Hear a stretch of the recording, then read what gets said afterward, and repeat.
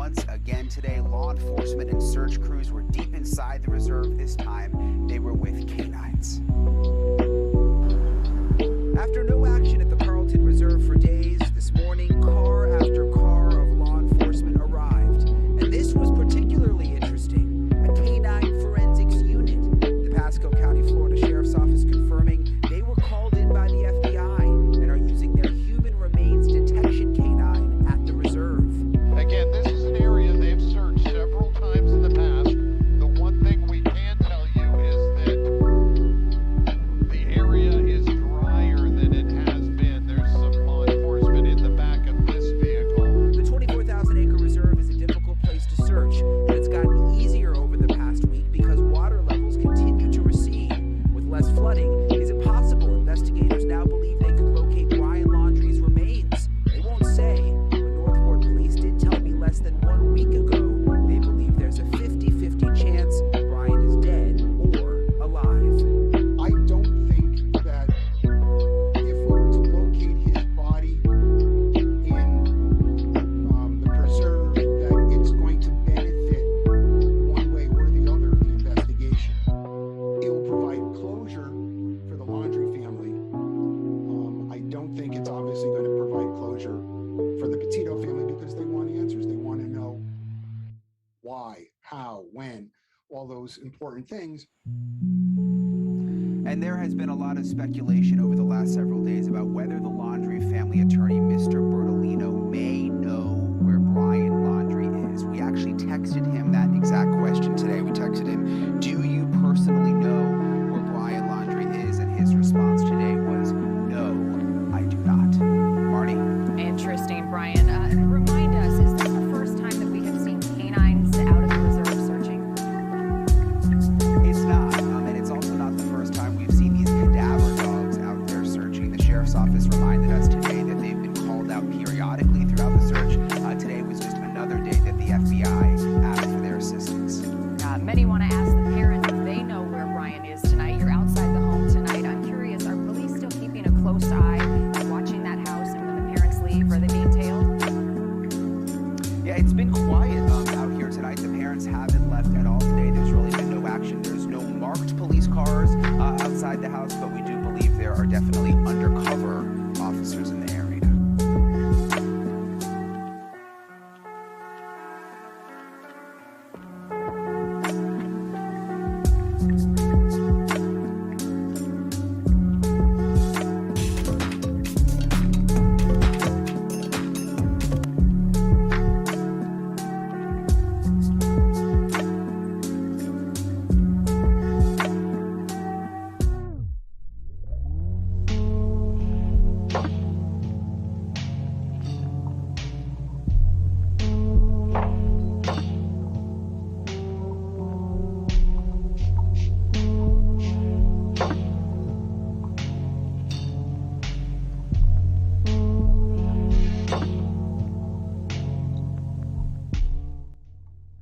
Well, good morning, everybody.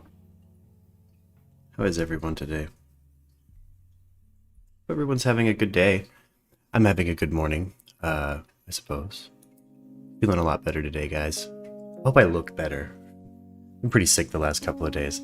Hello, Barney. Hello, hello. Hello, everybody. Hello, Sean. How's everyone doing this morning?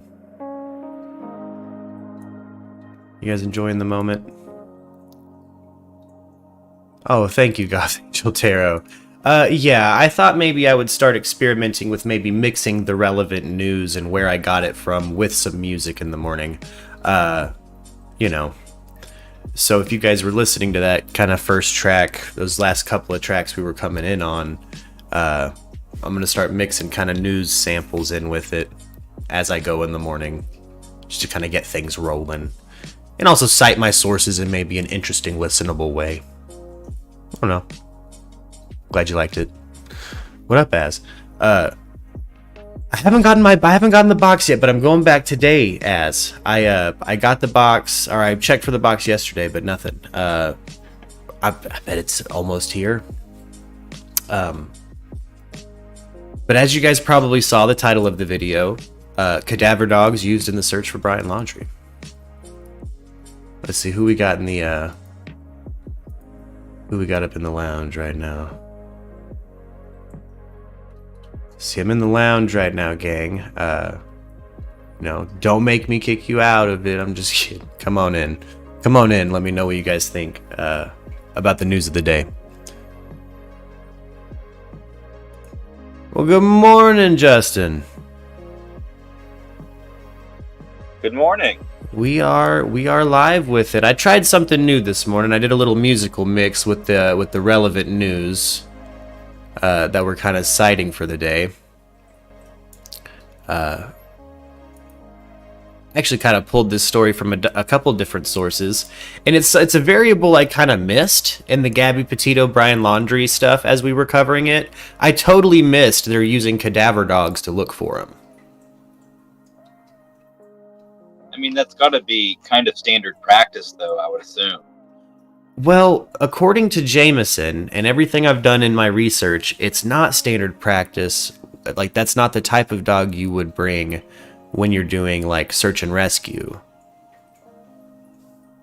Like, they brought specifically dogs trained by like the arson guy in Florida who trains the different dogs to find different things, because the speculation was initially because they showed up in an arson truck that, oh, these are like bomb dogs. And that obviously wasn't, you know, that they released a statement, the county did, saying no, the guy in the arson truck trains the dogs. But these are in fact cadaver specific dogs. And again, like as I kind of researched and asked Jameson, because that's what I thought. I was like, well, maybe that's just normal. Maybe they just say cadaver dogs because they're just body dogs, like they're looking for people. But Jameson confirmed, and then Google kind of confirmed for me, like, no, that's part of the wing of their search. I think they're leaning more toward he's dead. After this much time, you kind of have to assume, I think. Yeah, I think just procedurally at this point, right? Like, you just have to start doing it that way, I would imagine. But as much as we all wanted him alive, I don't know. A week ago, they said there's a 50-50 chance he was alive. The county did. Like, their opinion was. But couldn't. Haven't seen shit yet. You know, like, I think it's weird they're still kind of being quiet about it. But I can't get over the, like,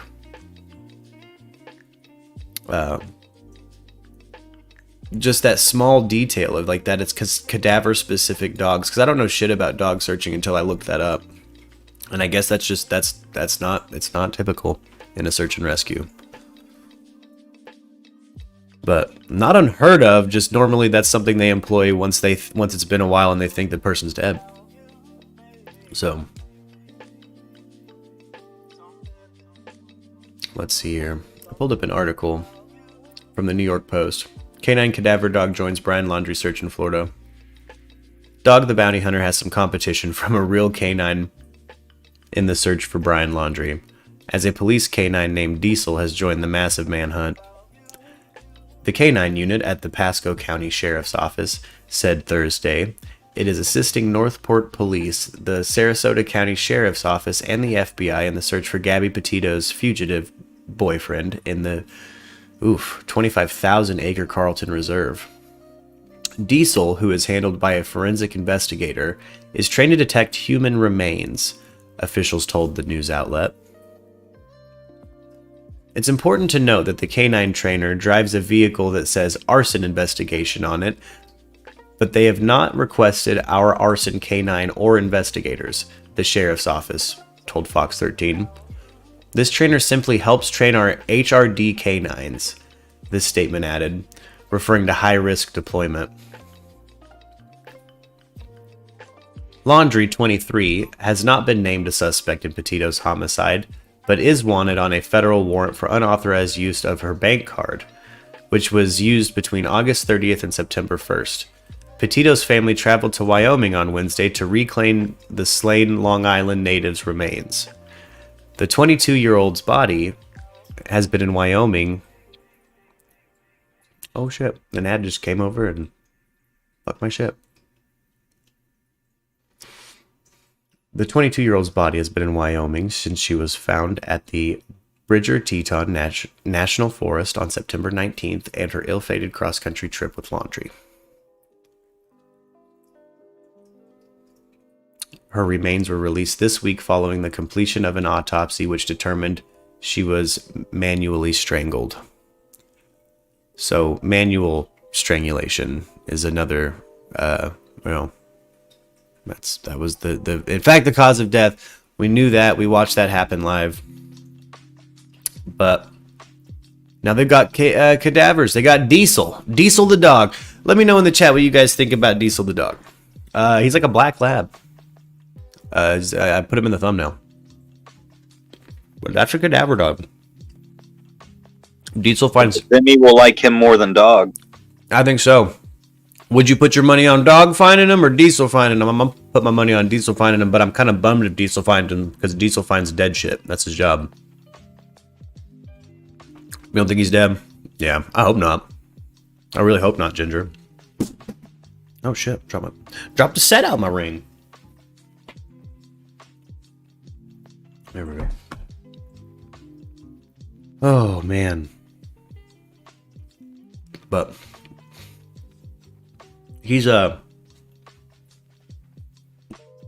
man, labs are just... Lab puppies can be the worst. Like when they hit that adolescent phase. That's like the clumsiest, most teenager of a fucking adolescent puppy I've ever had to deal with. But it seems like they're narrowing in Florida and they're still just using cadaver dogs. And more and more it seems like the search every day. You know, we took a break from covering it yesterday, but it's true. I mean, every day, every minute, it seems like they're gearing more and more toward Brian's dead. And, fucking, he very well might be, man.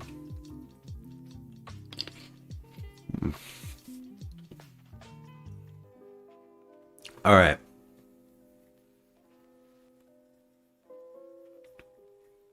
Have I read the most recent statement from their scumbag lawyer? I should really... Let's pop over to Brian Inton's Twitter. I'm sure Brian shared it, right?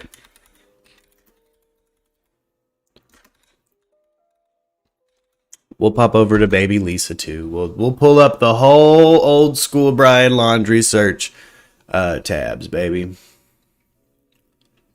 Law enforcement and search crews are back on the Carlton Reserve this morning, this time on the Northport side.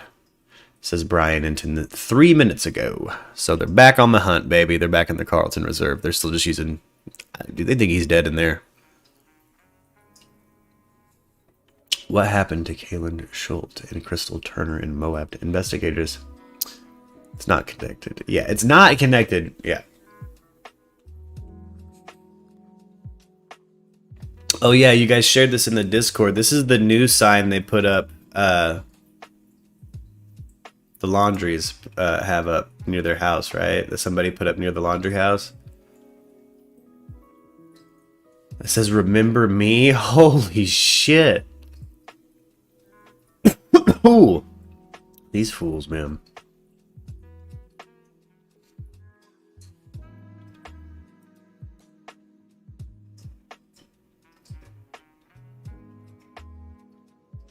All right.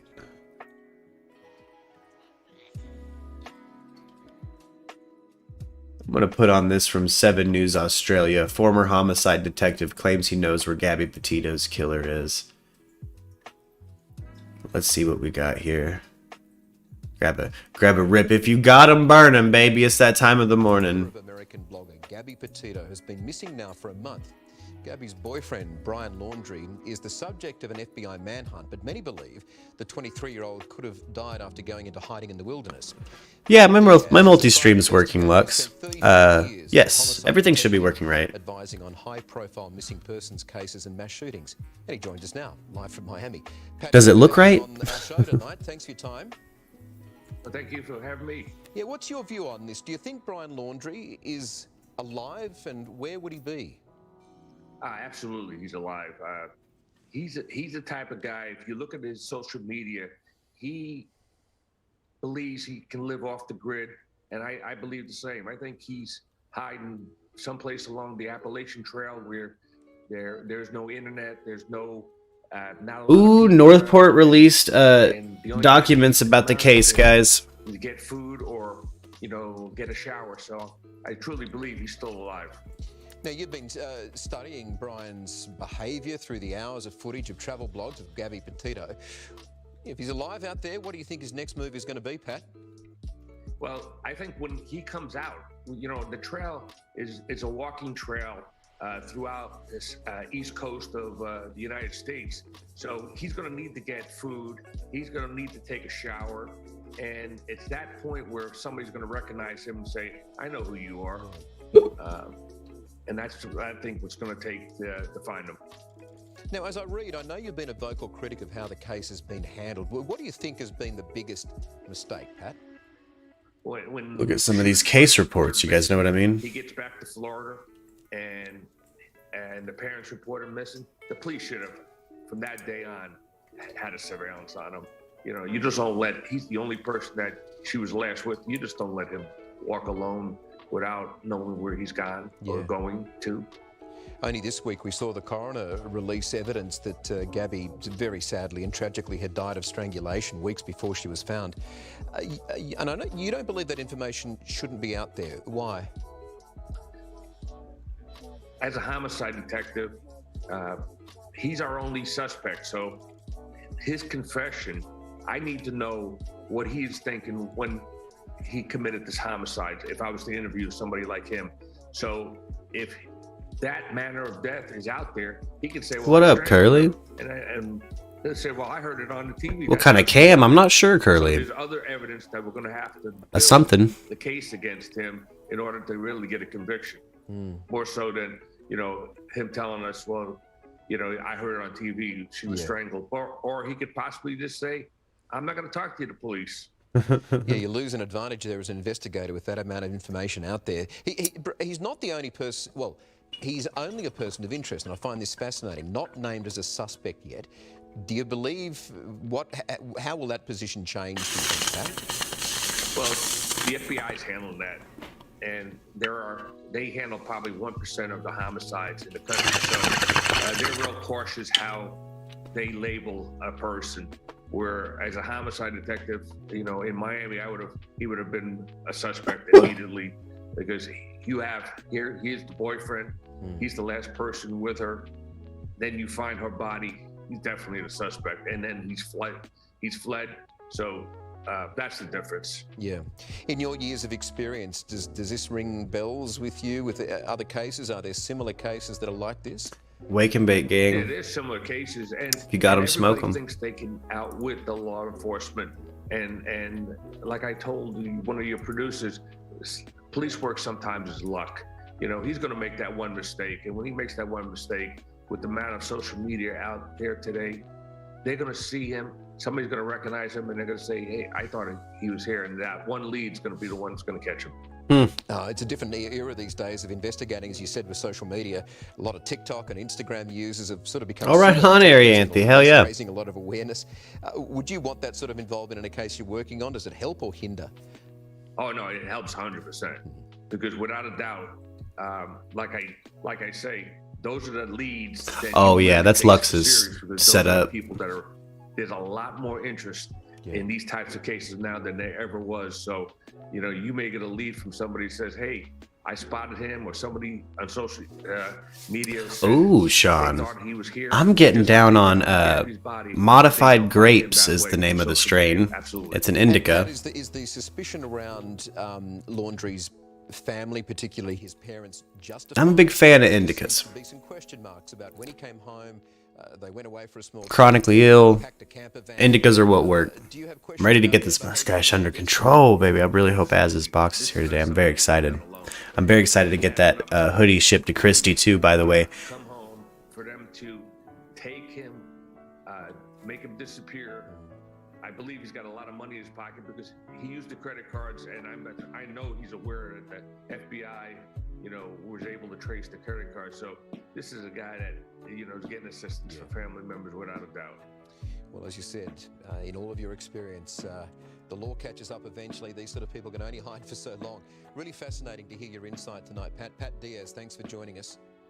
Oh, thank you for having me. Yeah, Ginger, yeah. That's a great strain. Did you say? Oh, so you've had it before. This is my first time checking out modified grapes, and it's all right. It's pretty good. I like it. I really do. Good morning, Just Pink. Hey, just to let everybody know, yesterday we had a merch giveaway. It's like a donation drive kind of thing. Like all of you. Well, actually, let me say right here. Big shout out to Christy, Az, Justin, Flannel Pumpkin, Basil, Sparks, and Monica. Everybody super chatted. They entered a raffle. We hit a donation goal.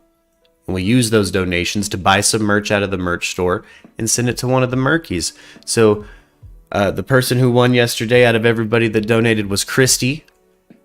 And you guys got Christy a hoodie, boy. Hell yeah, welcome, welcome. I see you there, boy. Looking like you straight out of Mass Effect. So yeah, we managed to get Christy a hoodie. And by we, I mean you guys. So fucking hella proud of you guys. Like, that was cool as shit. Now, what I'm going to do is everybody that enters a super chat, when we hit $50 through super chat, that's just immediately going to go into another raffle. So we already have a couple names entered for the next raffle. We got G-Man and we got Sparks, who super chatted after it closed. So you guys are already in. Anybody that super chats gets your name in the raffle till we hit $50, then we close it down and pull a name, baby. And you Murkies buy someone some merch. So again, hit up them super chats, baby. We'll it might be worth it. Minimum of $1, and you could score a fucking $1 hoodie, man. $1 coffee mug. All from you Murkies, man. You know.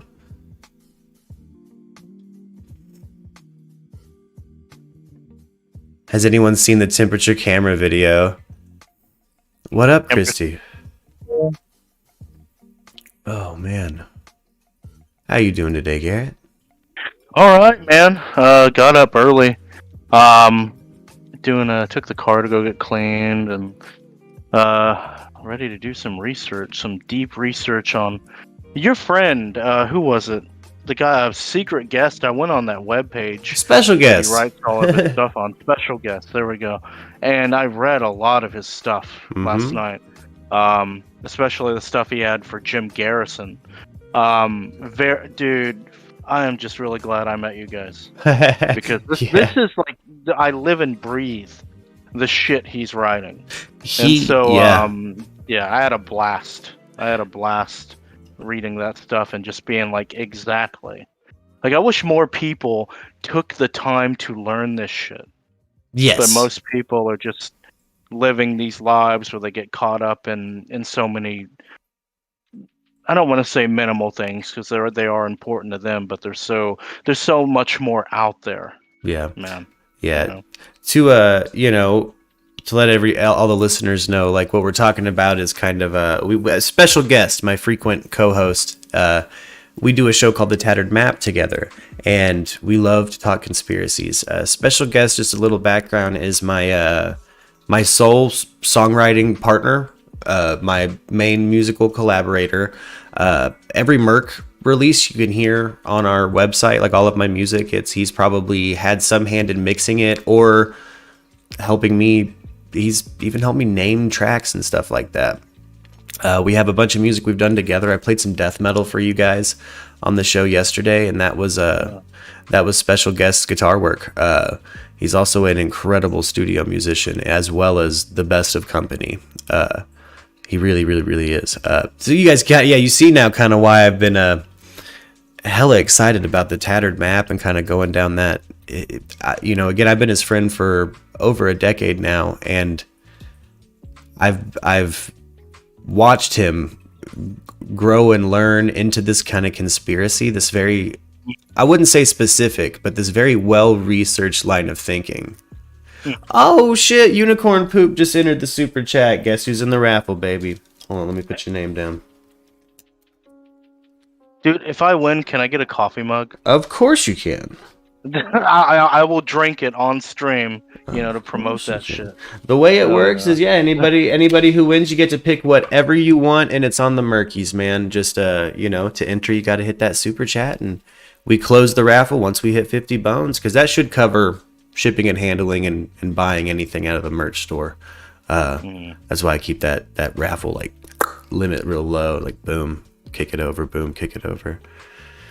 And it worked so well and so fast yesterday that I thought, I don't know. I like that you guys are. It's like a community funded thing. It's fucking cool. It's beautiful to see go down, and I like being able to actually hook up people with merch. The holidays are coming up, dude. I can't believe it's almost Christmas again. It's almost Christmas again. Yeah. Like, it's exciting, but oh my god, dude, that was quick. Yeah. I want to know from everybody in the chat. I want to know, are we going to find Brian before the holidays? Or do you think this is going to go well into December? Man, good fucking question. Oh, snap. Fave Station's in too. Okay, snap. Okay. I got you in the raffle, baby. Honestly, I'm starting to get the feeling this guy isn't going to be found for a long time. I do too. It's one of these situations where we're all going to have moved on with our lives, and then you hear breaking news, Brian Laundrie found, and at that point we had moved on so much that we're like, oh dang, well, okay. Like, it's not going to be such an impact like it would be now. That's the feeling I have. This guy's going to be hidden for a long time. There's a bunch of look, the Cadaver dog. The fact they're using Diesel. Did you hear me talk about Diesel, the Cadaver dog, this morning? I heard something. I didn't hear you this morning. I've been busy getting my car to the cleaner, but no, what is it? I've done a little background research. It was a detail I missed a couple days ago when reporting on this, and that's that the federal investigators are bringing cadaver dogs. Now, how I cued into me missing this damn bit of information was they've released a statement that even though the dog was in an arson truck, it's not an arson dog, it's a cadaver dog. They very specifically released the information that they're using Diesel, the cadaver dog. Isn't that for dead bodies? Yeah. Oh shit. So what the fuck? What do they know? I think they know something. I think they know something. Or I think it's lean, because a week ago they said that it was split 50-50 in their minds if he was dead or alive. I think it's definitely leaning more toward he's dead. If you look at how the investigation is gearing up and going. I mean, if he really did go out to those Carlton Reserves and his parents are telling the truth and he just never came back. I mean, they say there's alligators in there, but what are the chances of him dying from one of those alligators? There's definitely natural things that could kill him out there, but I am heavily biased towards suicide on this. Heavily biased towards suicide on this. A lot of people say, again, hold firm that he would not kill himself because he's a narcissist, but I don't think it's narcissism. I just think he's... what you're seeing is a privileged kid. I mean... Yeah. It's not necessarily narcissism, in my opinion. I just haven't seen enough or know enough about him to say that kind of shit. I don't... that's definitely a feeling I've gotten off of him, but I don't...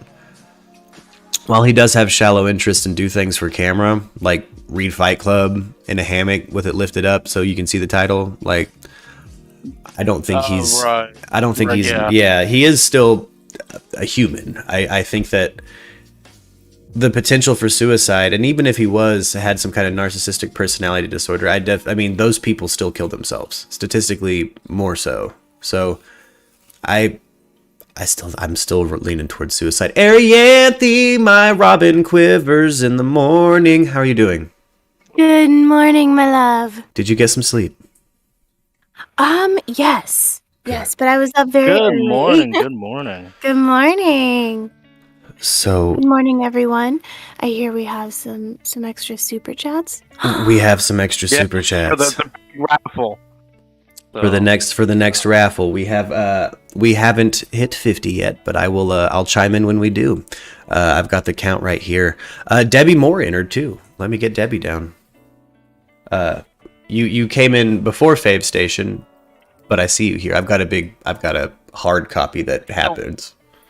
Are y'all gonna do? Is it gonna be like a live raffle, and you'll like pull a name live and be like, "Ta-da!" Yeah, that's what we did yesterday. Yeah, that's what we did. Okay, I Yeah. didn't see that. I unfortunately missed that. Okay. Yeah. Cool. We're gonna and yeah, that's how I roll with that. I really liked how that played out, and really, as many as y'all want to do, we can keep doing them. Again, you guys are buying merch for somebody, like it's your raffle. It's cool as shit. Right. As long as we hit that fucking small ass 50, fucking merch goes out. The reason they went to the reserve was to look truthful when saying this, where he went truth out of country, parents put police on wrong trail, says Sean. $10 from Just Pink. Oh my goodness, you think he's dead. There we go. Just Pink says he's dead. I believe that. Just Pink throwing in that 10. Let's get some more 10s, guys. Hell yeah. Damn straight. But Ari Anthony, I want to know specifically what you think about Diesel the Cadaver dog. I think he's adorable, first and foremost. He's a black lab and he's pretty cute. He's really cute. Will get him first before a gator. Yeah, probably. I like everybody's theories in the chat, because everybody has their own unique theory of what happened to this guy, and some of them are fucking gruesome, man. Some of them are, but yeah, they really are. Yeah. No. Some people are like, he was ripped apart by a pack of gators, and I'm like, fuck. Yeah. Right. Mm-hmm. Yeah. But Arianthe, you think, are you leaning like I am, or are you still hopeful? I really, really, really want this motherfucker to be alive. Yeah. I really, really do. I'm gonna go with my gut on this one and say he is. Gotcha. That's what I was wondering. I was like, wait, what's the gut say though? Because I might put money on it. Man, I'm telling you, I gotta follow my gut every single time. Yeah. I mean, it's really gonna suck ass if this guy's dead, just because we all want to see. Pissed. We all want to see him standing in trial with his fucking parents, pissed in his little big boy pants. Like, like this guy. Like, he strangled he literally squeezed the life out of some very sweet, like, innocent woman who literally lived her dreams of traveling, and he took that from her. Yeah, he took that from her, man. Yeah, there's an incredible injustice done, and I have a feel. Arianthe and I were talking about Dana Stidham yesterday, and that's an example of a case and exactly how this can go, and it's fucking unfortunate. Where, and we've been covering Mia Marcano, where that's a situation where the only suspect killed himself. Yeah, and so the case is closed functionally. I mean, what are you gonna do? They found the victim. They figured out how the victim died, and they found the suspect, and he killed himself. The only suspect. No. I was talking about Mia Marcano, but Dana's an example. I don't know why my brain connected the two. No, Dana's an example too of how our system, how this particular situation can still play out, which is it's closed with no answers, and we have it, as a thing in the back of our minds for years. In Dana Stidham's case, it's fucking heartbreaking because it literally comes down to the last surviving fucking person from the situation, Georgia, Dana's mother, who has lost her husband, her other kids, she's the only last one around. And, she just wants fucking answers. And yeah, I think the Petitos are owed some fucking answers, or, Dude. They are so strong. Like, have you watched their Dr. Phil episodes? I did. Yeah. Yeah. They are so. I mean, I don't see how they sit up there like that, dude. Yeah. I know it's just, whew, man. They are so strong to be able to go on a show like that with these crystal clear cameras and just, sit there and then have Dr. Phil poke and ask these really hard questions, and they're able to answer everything, man, because I mean, this is still new to them, and man, it breaks my heart when you see Gabby's mom, and when she actually does break down, dude. It's just I cannot imagine what the fuck she's going through, man. I mean, that's her little baby. Mm-hmm. You know, that's her little baby girl. Well, and It's there's dude, there's a lot. There's a lot too when you come from a split family. You know, that father had just moved to be closer. yeah. I mean, Oh. just moved his life to be closer. Like, you know, I couldn't imagine feeling like you're making steps and making progress, and then it's just taken from you like that. Especially like that little detail always bothered me. I think it was Arianthe that shared with me the original, like, an article expounding upon the fact that Gabby Petito's father had just moved to be closer to her. Yeah. Like, that one got me. I was like, man, all right. But very rarely do you see a family put in a position like them use their platform for such fucking good. Right. You know, guys, GabbyPetitoFoundation.org. We've talked about it a lot on the channel. We've had the link up before. But the Gabby Petito Foundation is they're helping allocate resources for other cold cases and other bodies and stuff that were other cases that were opened in the search for Gabby. Yeah. And that's massive. That's massive. I really hope that somehow the news media becomes obsessed with finding missing people. Yeah. You know, or try, like, that would be so fucking cool. Yeah. You know, but I don't know. I really do hope that I'll tell you some things that I think are kind of fucking strange. The city is talking about building a permanent Gabby Petito memorial statue, like, near fucking the middle of the city. Like, not just the memorial one. They're talking about building another one. And I'm like, what is going on here with that? Why? It's kind of like she's taken over the world and she's dead. What? Like, well, it wouldn't be the first time a case has gripped us all like this, for sure. Like, I've definitely seen a couple different situations where, like, and I guess I've watched it grow too, but man, like, it all kind of started with, like, for this channel with, like, Elizabeth Cook and Bobby Phillips. Like, I watched thousands of people fucking speculate. They're still out there wondering if fucking Elizabeth Cook is ever going to get prosecuted for Bobby Phillips' fucking death. I forgot about that. That was a really interesting one. Yeah. Man. That was a tweaker breaks into a truck, leaves her fucking phone, and the dude whose truck it was fucking leaks everything. And it turns out she might have been complicit in a fucking murder. Yeah. Like, that played out as like a fucking movie, bro. I took the playlist off of YouTube, but that's where the channel kind of started. Was covering that. Oh, that's a good one to start on. Yeah. Man, it's like that's one of those that's like, it just kind of like spins and spins and spins until the criminal justice system lets what it's gonna slip, and exactly. You just exactly. Yeah.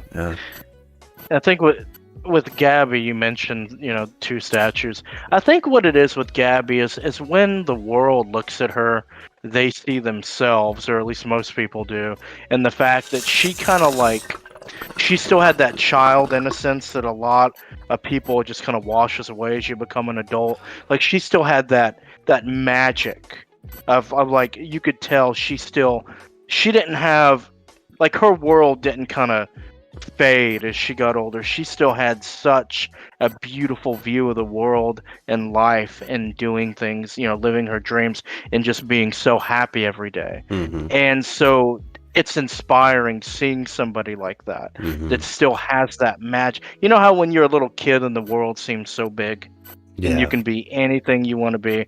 Well, that's, I think, just looking at her, you were looking at that. And so I think that's why she's so inspirational to people and why this is such a tragedy. Because for someone like that to have their life taken from them, it's like, that's I know the world's not fair and life isn't fair, but my God, dude. Ooh, let me see what got a link from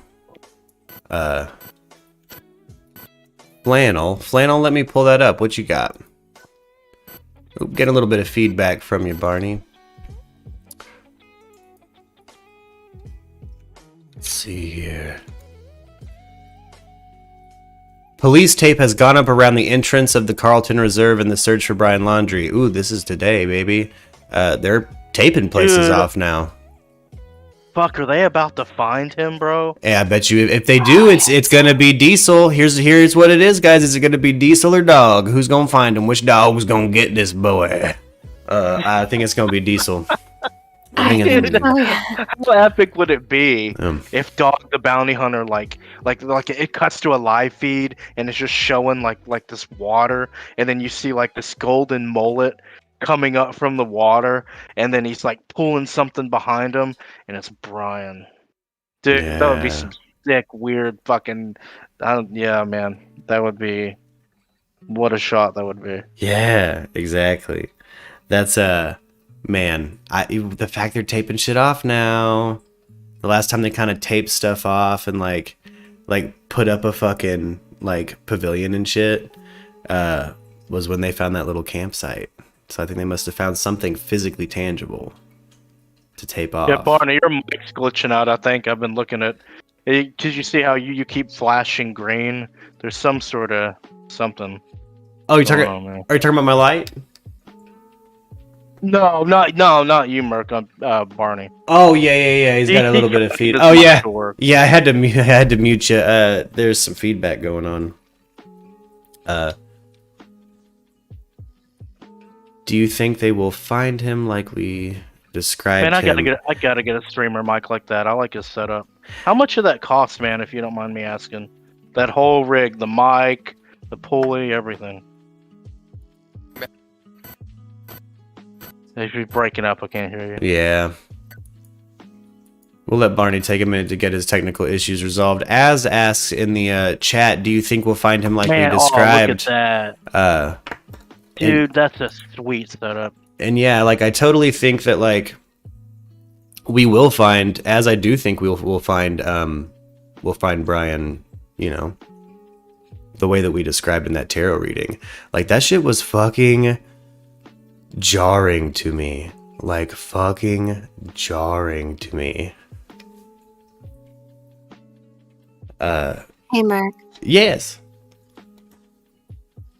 Can you do me a solid, and just for this portion of the stream, can you take the chat off of your screen? Oh, yes, of course. Yeah, when people say things like Merc belongs in an oven, I don't know that should be up on screen. Oh, snap, I didn't see that. Thank you for catching that. Thank you. No, I'm looking over here at this at tweets and shit. Yeah, it sounds like y'all. They're just trolls. That's all they are. Yeah. I just wanted to take it off the screen so they don't get their 5 minutes of attention, you know?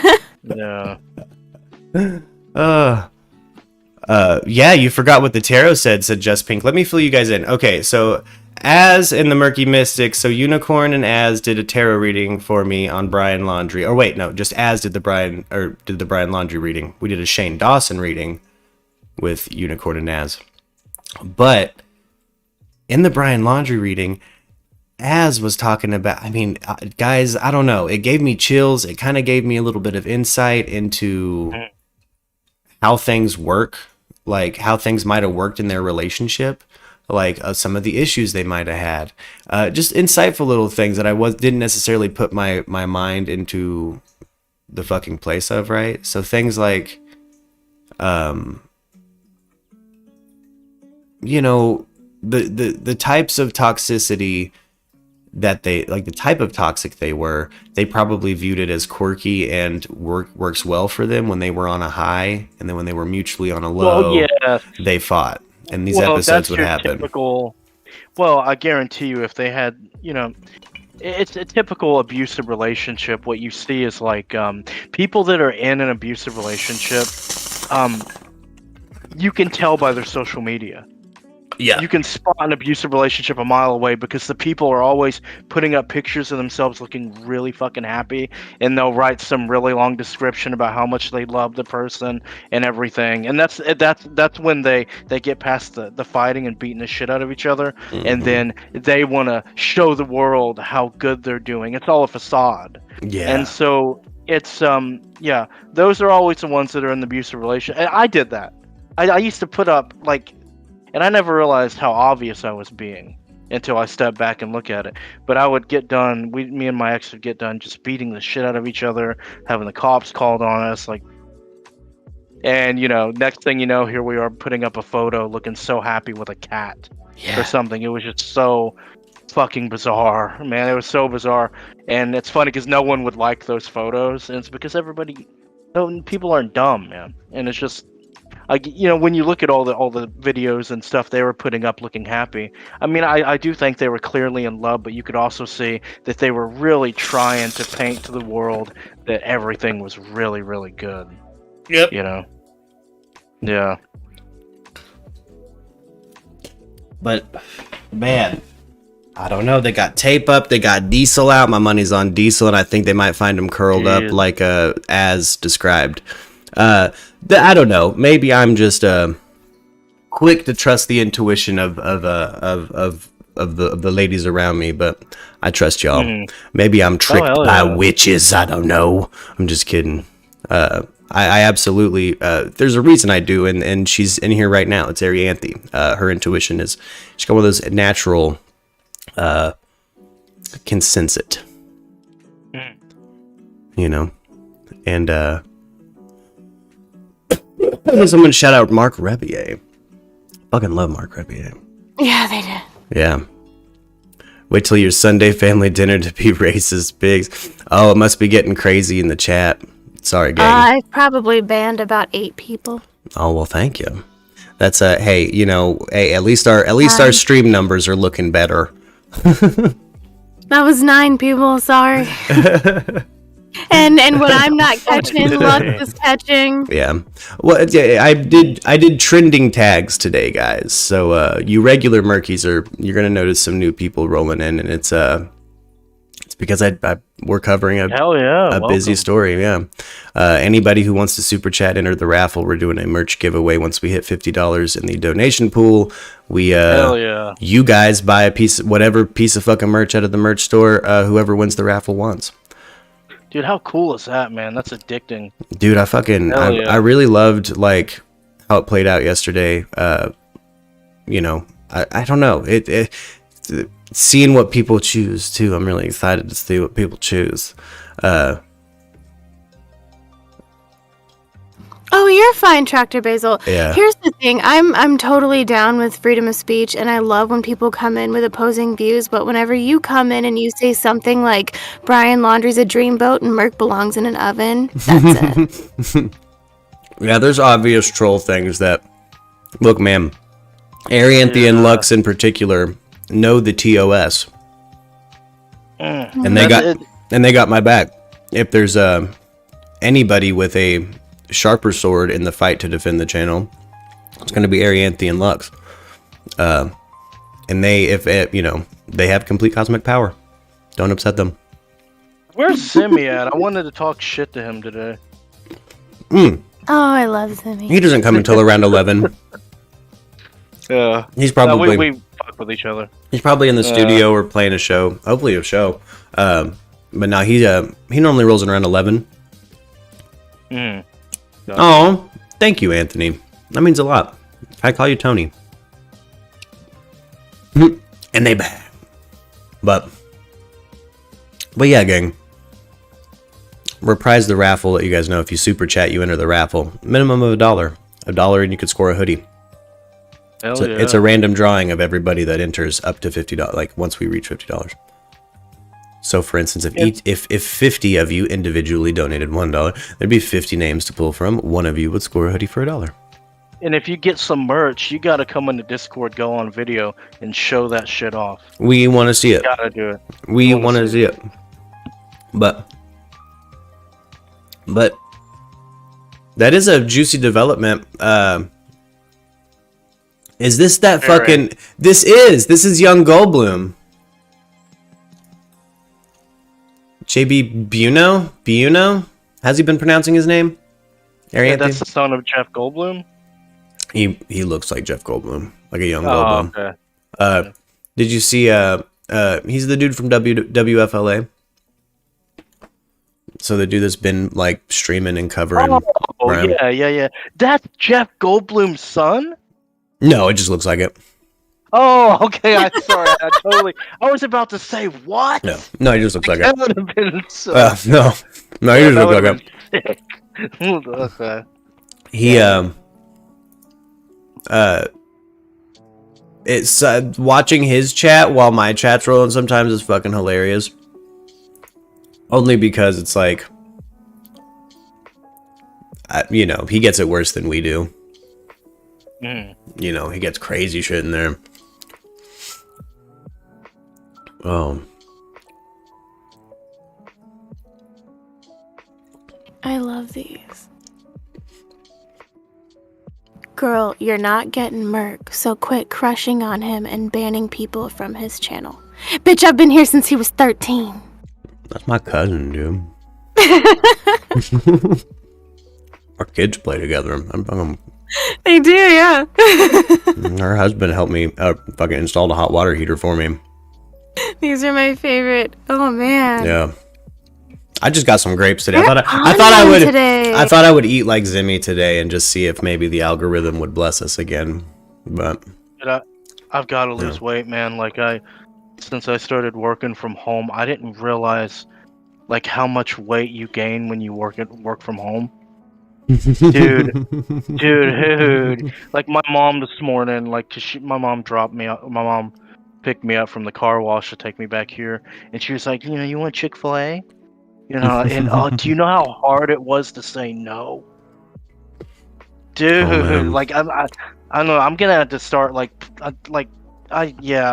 it's dangerous out there, man. All that delicious food. It's fucking dangerous. Where I was, thank God, here it's kind of hard to get. Oh, thank you, new subscriber. Welcome. I love grapes too. Zimmy had me hitting fucking just that grape fucking hunger the other day, and man, I'm bad about buying fresh fruits. Oh, Ginger has now entered the raffle, gang. Let me throw your name down, Ginger. Hey. All right. Hey, we're getting there. We're getting really close to. Dude, how cool would it be if we just have a raffle fucking full of people? Come on, guys. Come on, send some super chats. Yeah. Just have like a whole stadium full of people. It'll be a lottery. Murk, do you want to list off the people for me and I'll put them in the randomizer? Absolutely. So far in the raffle, this round we have G-Man, we have Sparks, we have Unicorn Poop, we have Just Pink, we have Fave Station, we have Debbie Moore, and we have Ginger. Ginger. I had to do my Solid Snake voice. Hey, love you guys, yeah. Hey, you're that ninja. Ma'am, I gotta say my money's on fucking Diesel. My money's on Diesel the dog. I think there might, that tweet made me think maybe something's going on. Now maybe they're just taping off an entrance and trying to close it down so people don't come in and out, just to tell the press to fuck off. But I haven't seen them do that really yet. They'll just put a bunch of black SUVs and shit there so people can't get through. I thought that's how they normally have been doing it. So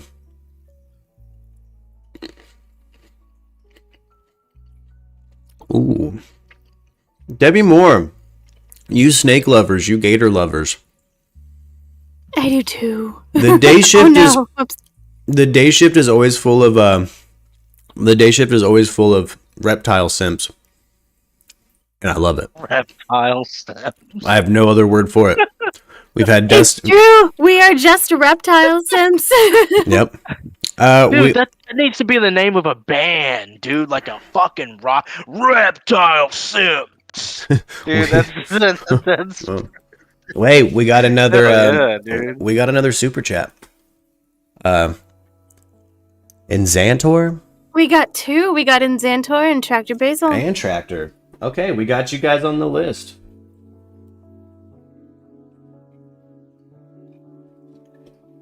Lux and I keep working over the top of each other, and when one of us bans someone, someone does it at the same time, and so we'll unban, and then we have to reban. You guys are beautiful. It's really cute. You guys are on point, man. Yeah.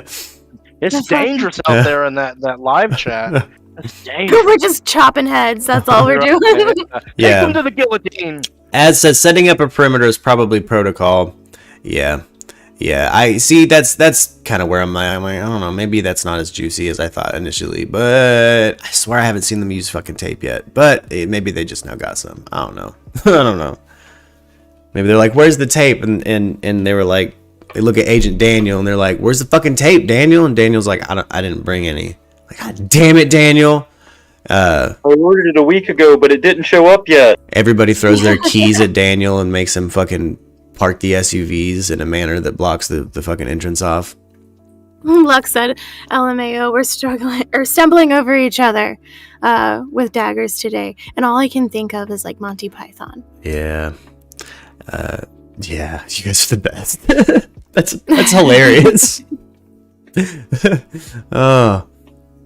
Fucking cracks me up. You two be careful throwing hammers around. Yeah. Yeah. Lux has to go drive. Do I need to make a new mod in the YouTube chat? Nah. I can do that.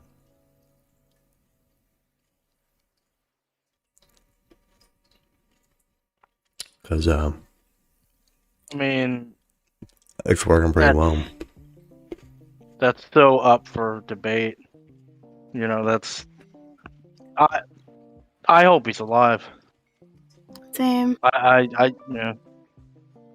I want to see this guy, like, you know, it's gonna be so satisfying watching him in trial pissing his pants and trying to tell some fucking lie. Like if he gets brought to justice, he's probably gonna tell that shitty lawyer is probably gonna have some wild like and this, you know, take it with a grain of salt, but he's probably going to say something like the reason he strangled her was an accident. They were having sex and she was into that, and so it was a complete accident. Mm-hmm. Like, I'm telling you, it's going to be some sort of, like, that's the defense they're going to play, and he freaked out and decided, you know, he had anxiety and just left her there, and he was in such a state of disarray that he can't even remember what happened. He doesn't even remember driving home. Like, he's gonna tell that kind of fucking story. You know, that's what I see his defense mounting with. And the scary thing is if they don't provide enough evidence, he could actually win. Member of Parliament stabbed? He was, yes. He died. What? Whoa, why is it playing Al Jazeera English? What the business?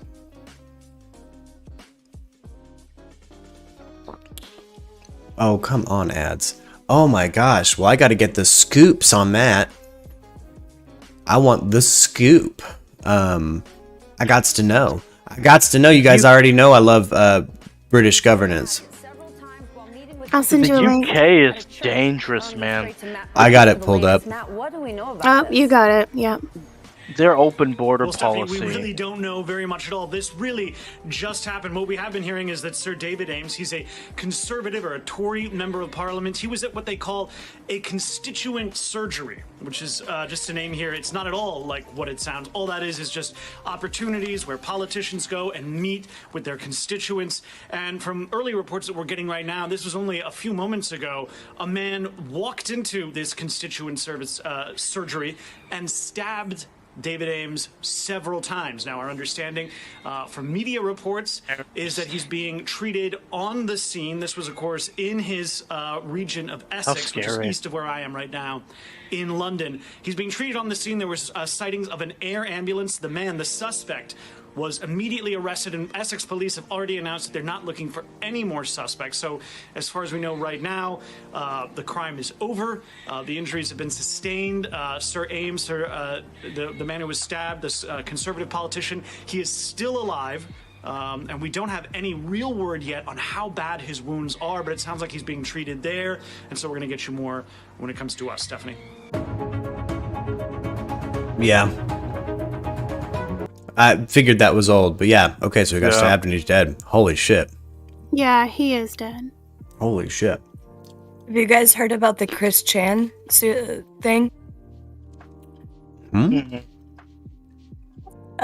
So like he's this autistic dude. Oh, I know about yeah. We actually, we covered Christian and the incest stuff on the channel before.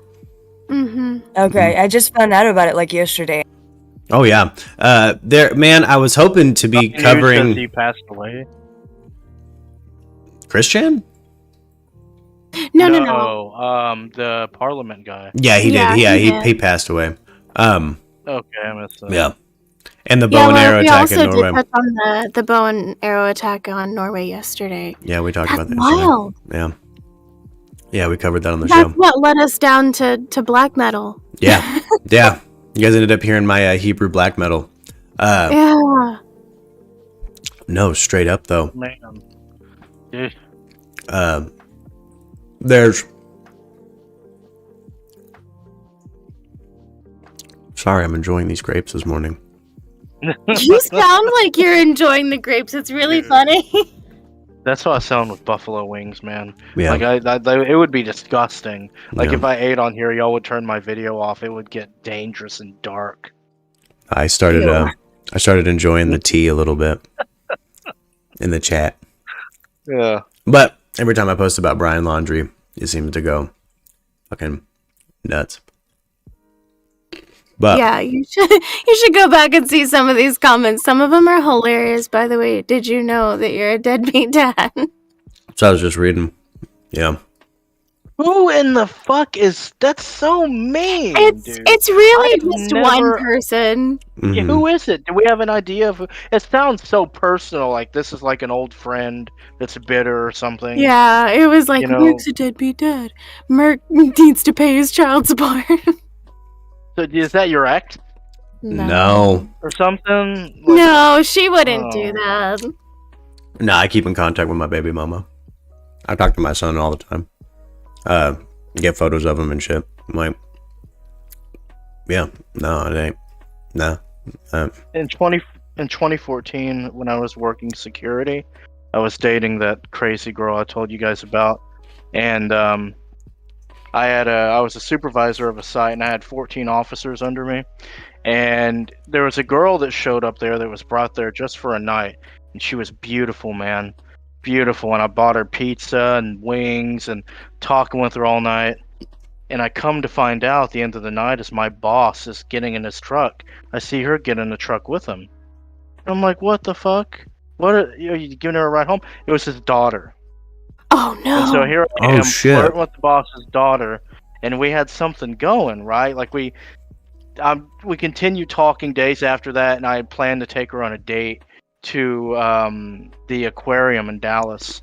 And my crazy ex found out about that, logged onto my Google account where all my contacts sync to. I don't know how she did this to this day. Found out her name, called her, texted her saying that I'm still with her, and that this Jasmine was her name, is just my side chick. And then my ex showed up at my house one night late at night, and she had to drive a long way, so I was gonna at least go outside and talk with her. And what she did, I noticed when she came up to me at the front door, she took pictures of us and everything. Little did I know she sent those pictures to that girl saying, see, we're still together. And then I got fired from my job 2 days later by my boss. Oh no. Yeah, for some stupid shit. Yeah. Anyway, sorry, that just brought that up, thinking about exes and bitter things that they post and. Oh, man. Oh, to answer Sean in the chat, I see you there. Please ask Brother Merk, how did the reading say we would find Brian? It didn't. Didn't really go there. It was just kind of a broad Brian reading. Just wanted to be in that energy. And that's what we did. Got with Az, and yeah. The stream is up. It's labeled We Did Brian Laundrie's Tarot. Okay, that was very interesting. Yeah. Yeah. I mean, she felt that he was still alive, Mm-hmm. right? You know. So I think she's up in the air now. Az, what are you feeling? Az is a chat mod now, by the way. Okay, Okay. awesome. We can stumble over each other then. Mm-hmm. Lux said she had to drive, so I was like, well, you know, it's Az. Yeah.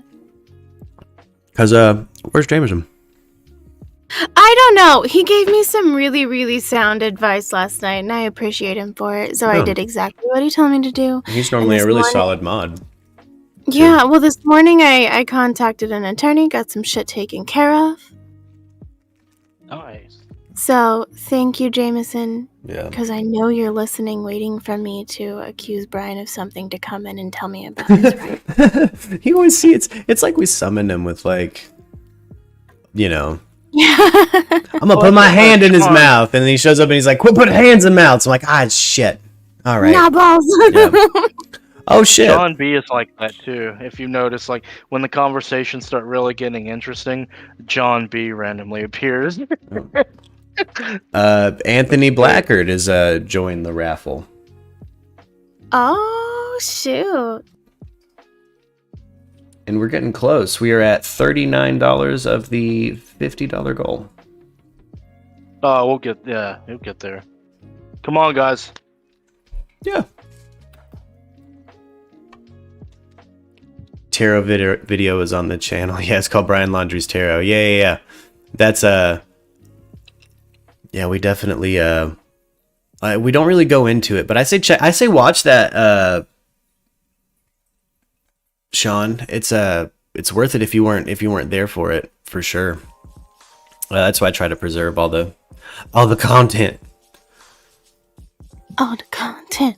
Dr. Basil, I don't want him dead. I don't. I don't know if I want anyone dead. But I definitely don't want him dead because I want answers. I want him to pay for what he did. Yeah, I mean, we all assume he's Brian guilty, and I just want the words from him. I want to know what the fuck he's talking about. You know what I'm saying? Like, Yeah, he's probably gonna end up being like Jodi Arias, man, where you want the truth, but he's never gonna tell it. Never. You know, it's never gonna tell what actually happened. He's always gonna keep his innocence. Like he's gonna, you know. how did Chris Watts turn out? Did he end up fucking coming clean? No. I don't remember how that ends. I just remember them being in his house and him looking awkward. But that felt like maybe it'd be a decent analog for reaction. But maybe I'm just saying that because they're both skinny white dudes, you know. Even if they get him, he's not going to say nada. Yeah, I'm glad everybody agrees with that. They won't say nothing. I mean, it could be that, I don't know.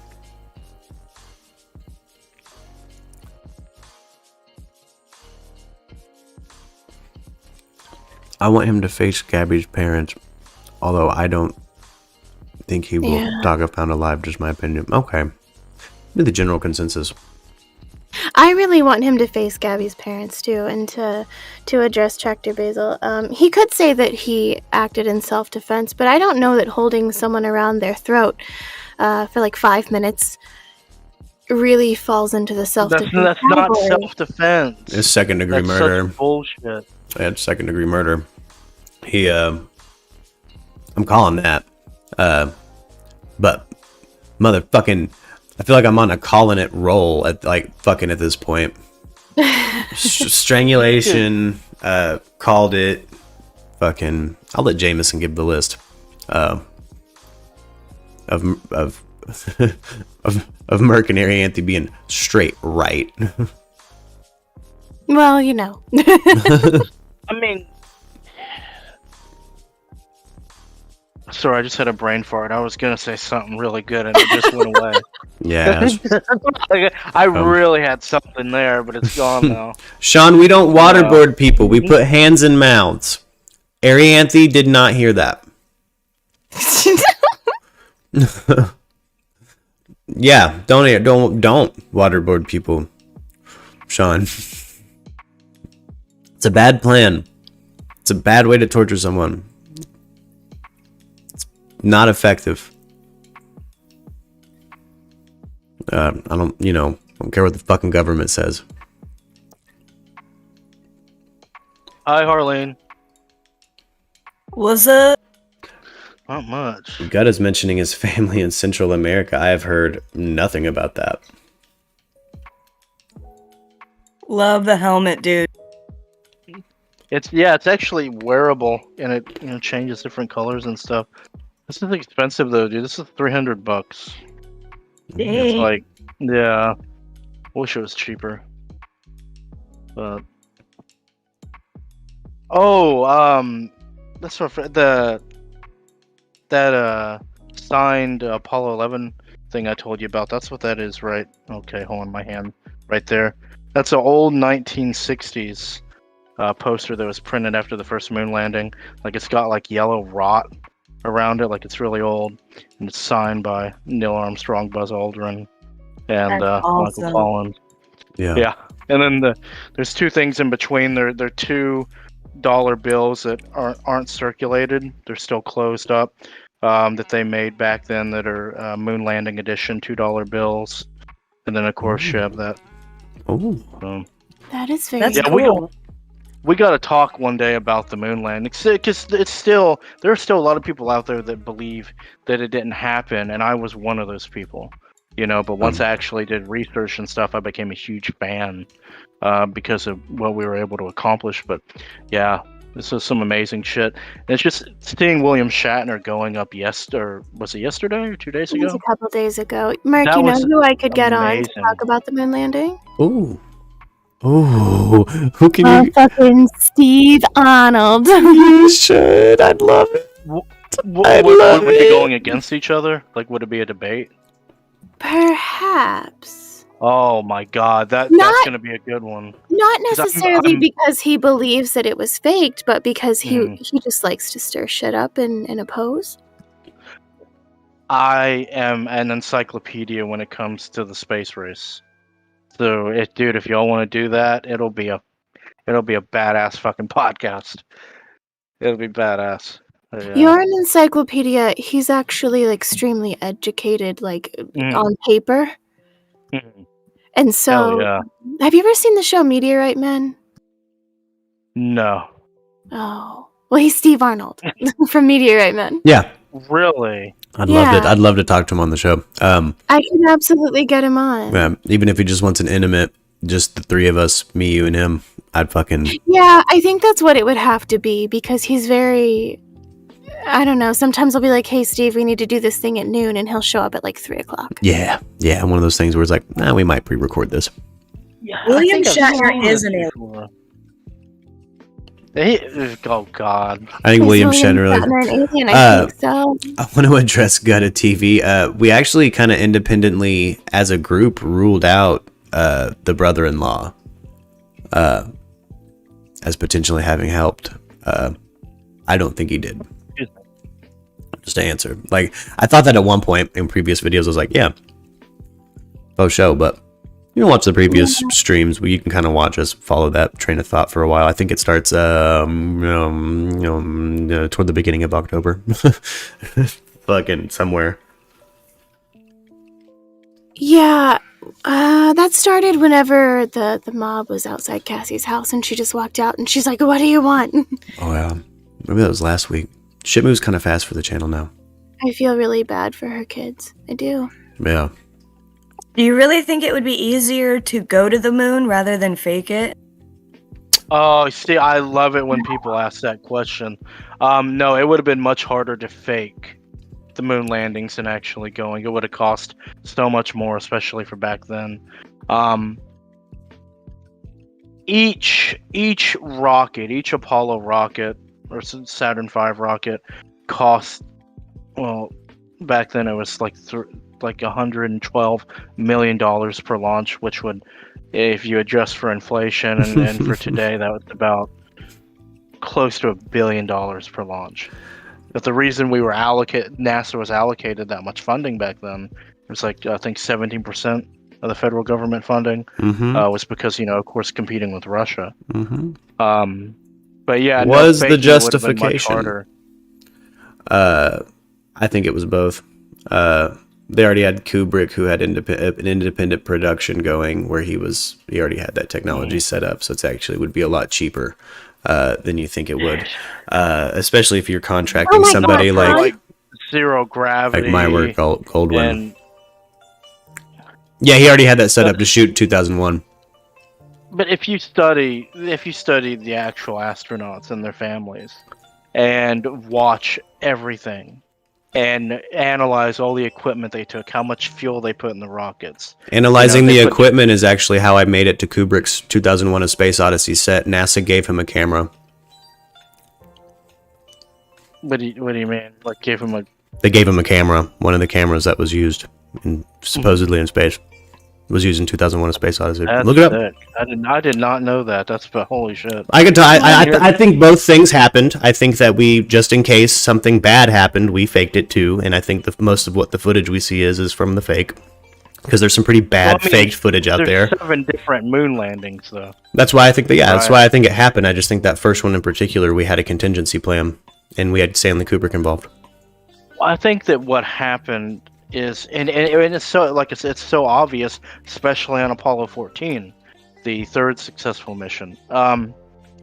Edgar Mitchell and Alan Shepard are out there getting the flag ready, and they're about to put it down the moon. They're pulling it out from the lunar mod, and Edgar Mitchell says to Alan Shepard while they're live on television, "We've got visitors again." Mm-hmm. And then Alan Shepard says, "Hardly worth mentioning." And then Edgar Mitchell kind of goes, "Oh, agreed." And they never talk about it again. Mm-hmm. I think that what happened is they were being, there's obviously some advanced life form, and they were observing us. And you see them in the pictures. They're like these little blue orbs. They look like drones, like advanced drones or something that were observing us. And I mean, wouldn't you, if you were an advanced spacefaring civilization and you knew of a race that was underdeveloped and they were about to have their first big moment of going to another planet, wouldn't you want to watch that shit? I even think I even think the audio over the original. I think even the audio over the original moon landing footage is original audio, because you can definitely transmit radio signals through the Van Allen radiation belt, but film doesn't like to survive through it. And they had it in special containers, though. They film. I know exactly what you're talking. You can put it in lead-lined containers, but here's the thing: when it's the first time, the government's going to have a contingency plan. Yeah, just in case that footage is bullshit, because they didn't know that until they did it. That those containers would even work. Radiation belt argument, though, you would have to be in that radiation for a long time to start seeing effects like that. They zipped through it. That's what people don't realize. They're going about 252,000 miles an hour. They went through that very fast. So they weren't in the radiation belt enough to feel anything. Well, again, like we know that now. We didn't then.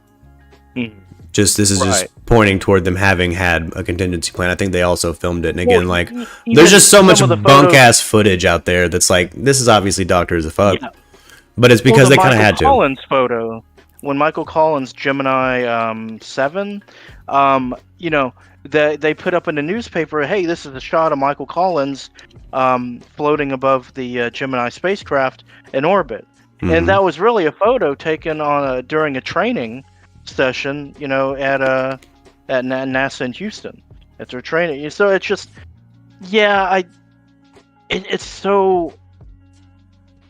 I'm very curious what exactly happened, especially on the first mission, because there were 20 minutes of radio silence where Neil Armstrong had switched over to the medical channel during the public stream, because to talk to somebody on the medical channel, and you don't, there was no reason to do that unless you wanted to get away from public broadcasting to talk to NASA in private. And he did that for 20 minutes.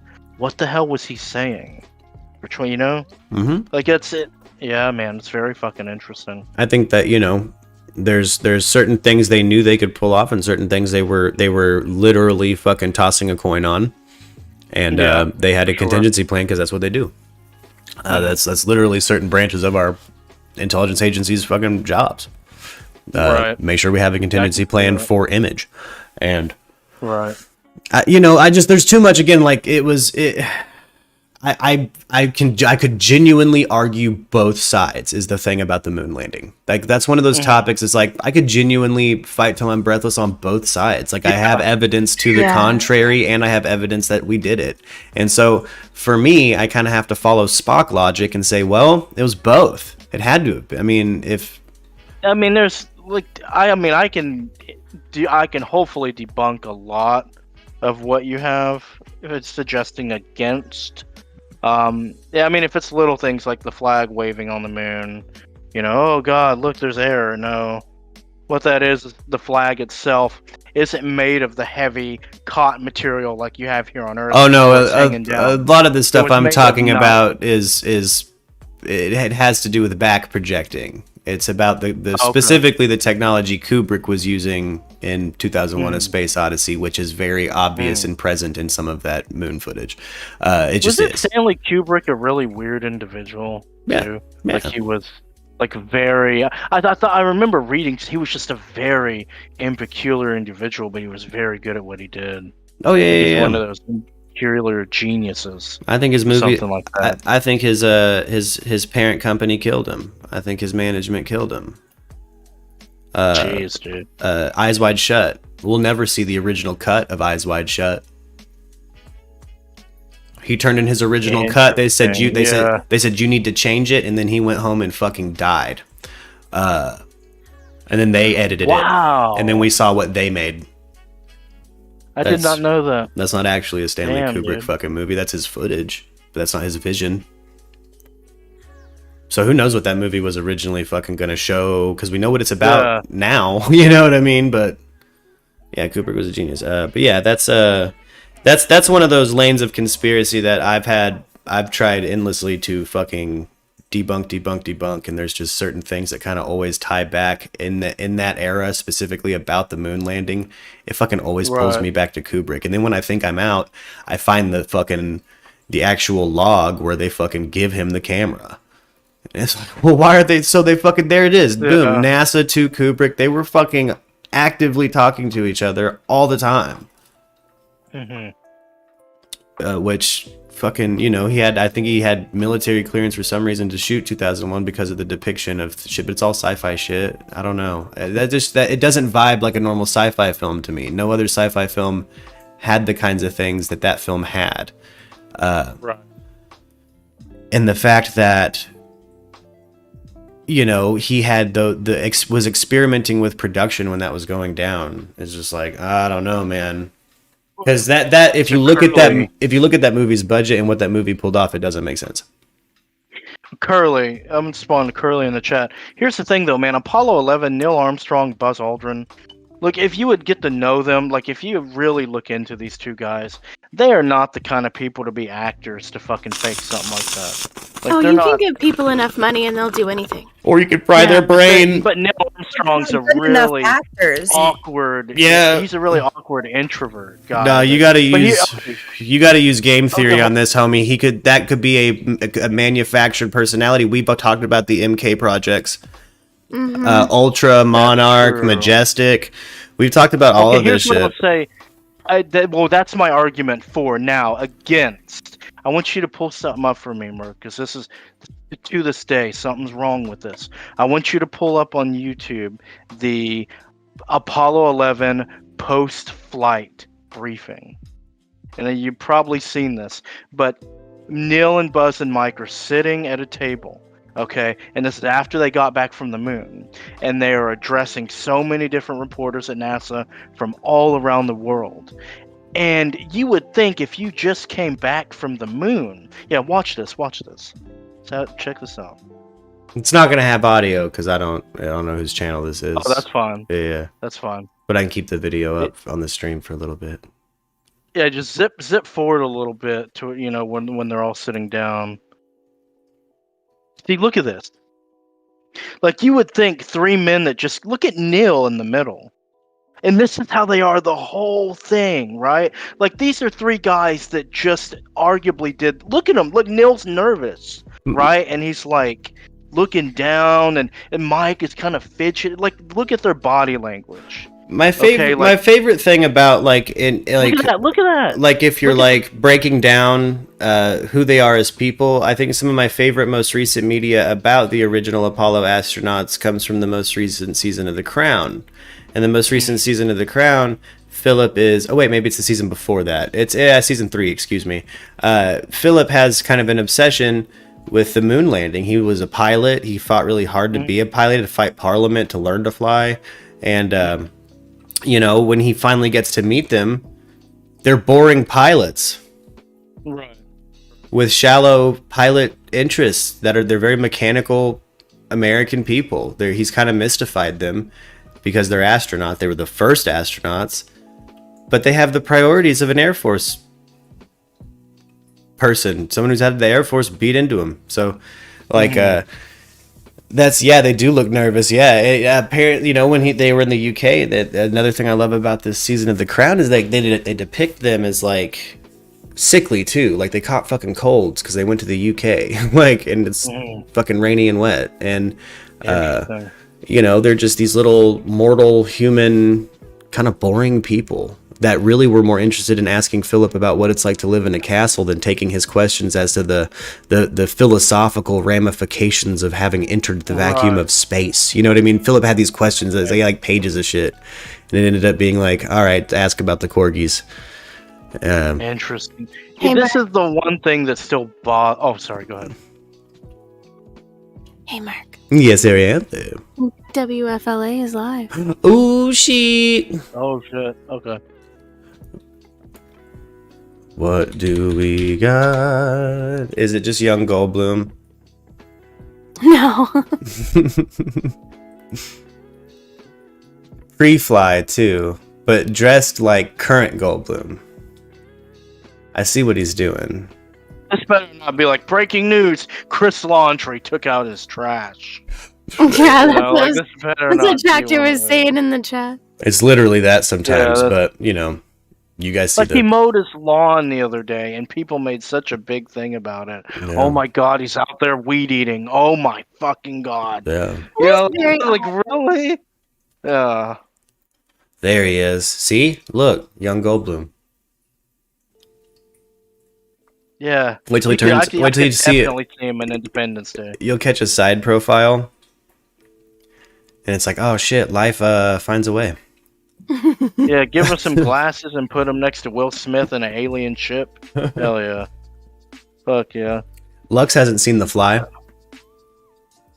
Oh gosh. And I showed her just some screen grabs from it because I was explaining we were talking about our conversation with John and kind of practical effects and some of the practical effects that used to freak me out, and Cronenberg is just the master of body horror to me. Cronenberg shit freaks me out. How do you get gristle and gooey like that? How do you get fucking easy done brisket fucking practical effect texture? It sounds so good right now. It should, yeah, but think about The Fly when I say that because I mean it in a gross way. Right.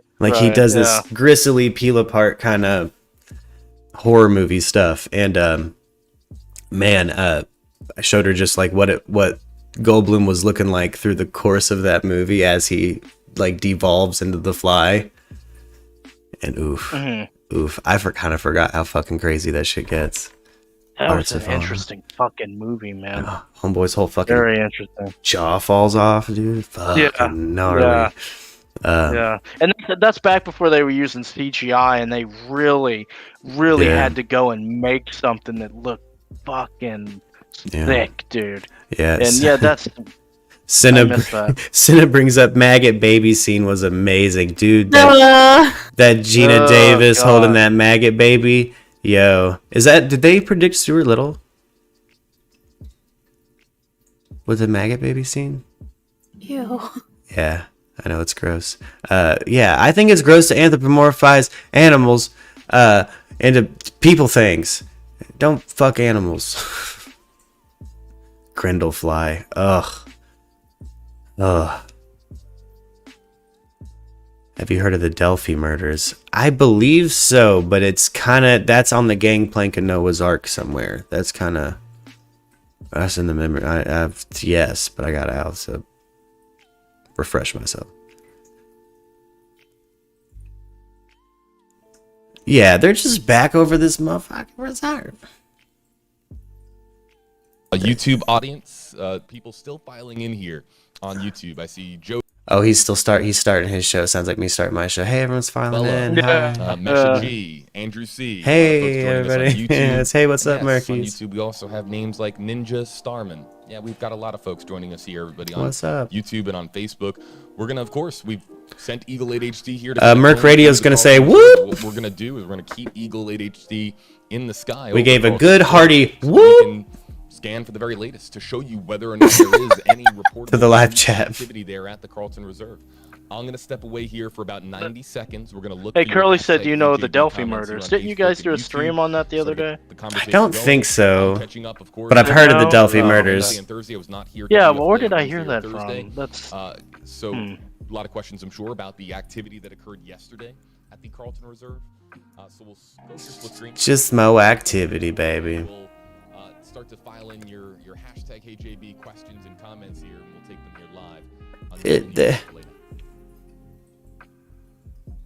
See, then they got this specific shot they keep showing where it's like, we got this bridge, we got this little entrance. Is this because it's pretty, or is it because they think they're getting close to something?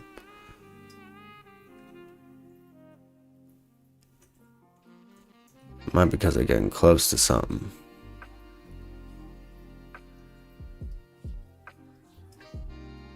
Brundle.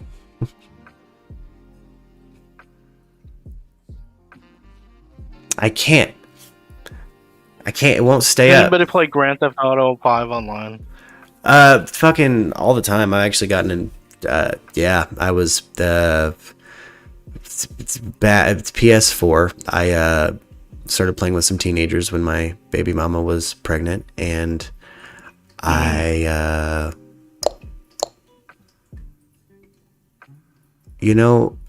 got in some trouble. I ended up... we all do. Yeah. Ended up exploiting little bugs and glitches in the game to get, like, fat cash, and one of the dudes... Oh, yeah. Those were good days. One of the dudes in our crew got caught and was streaming it on YouTube.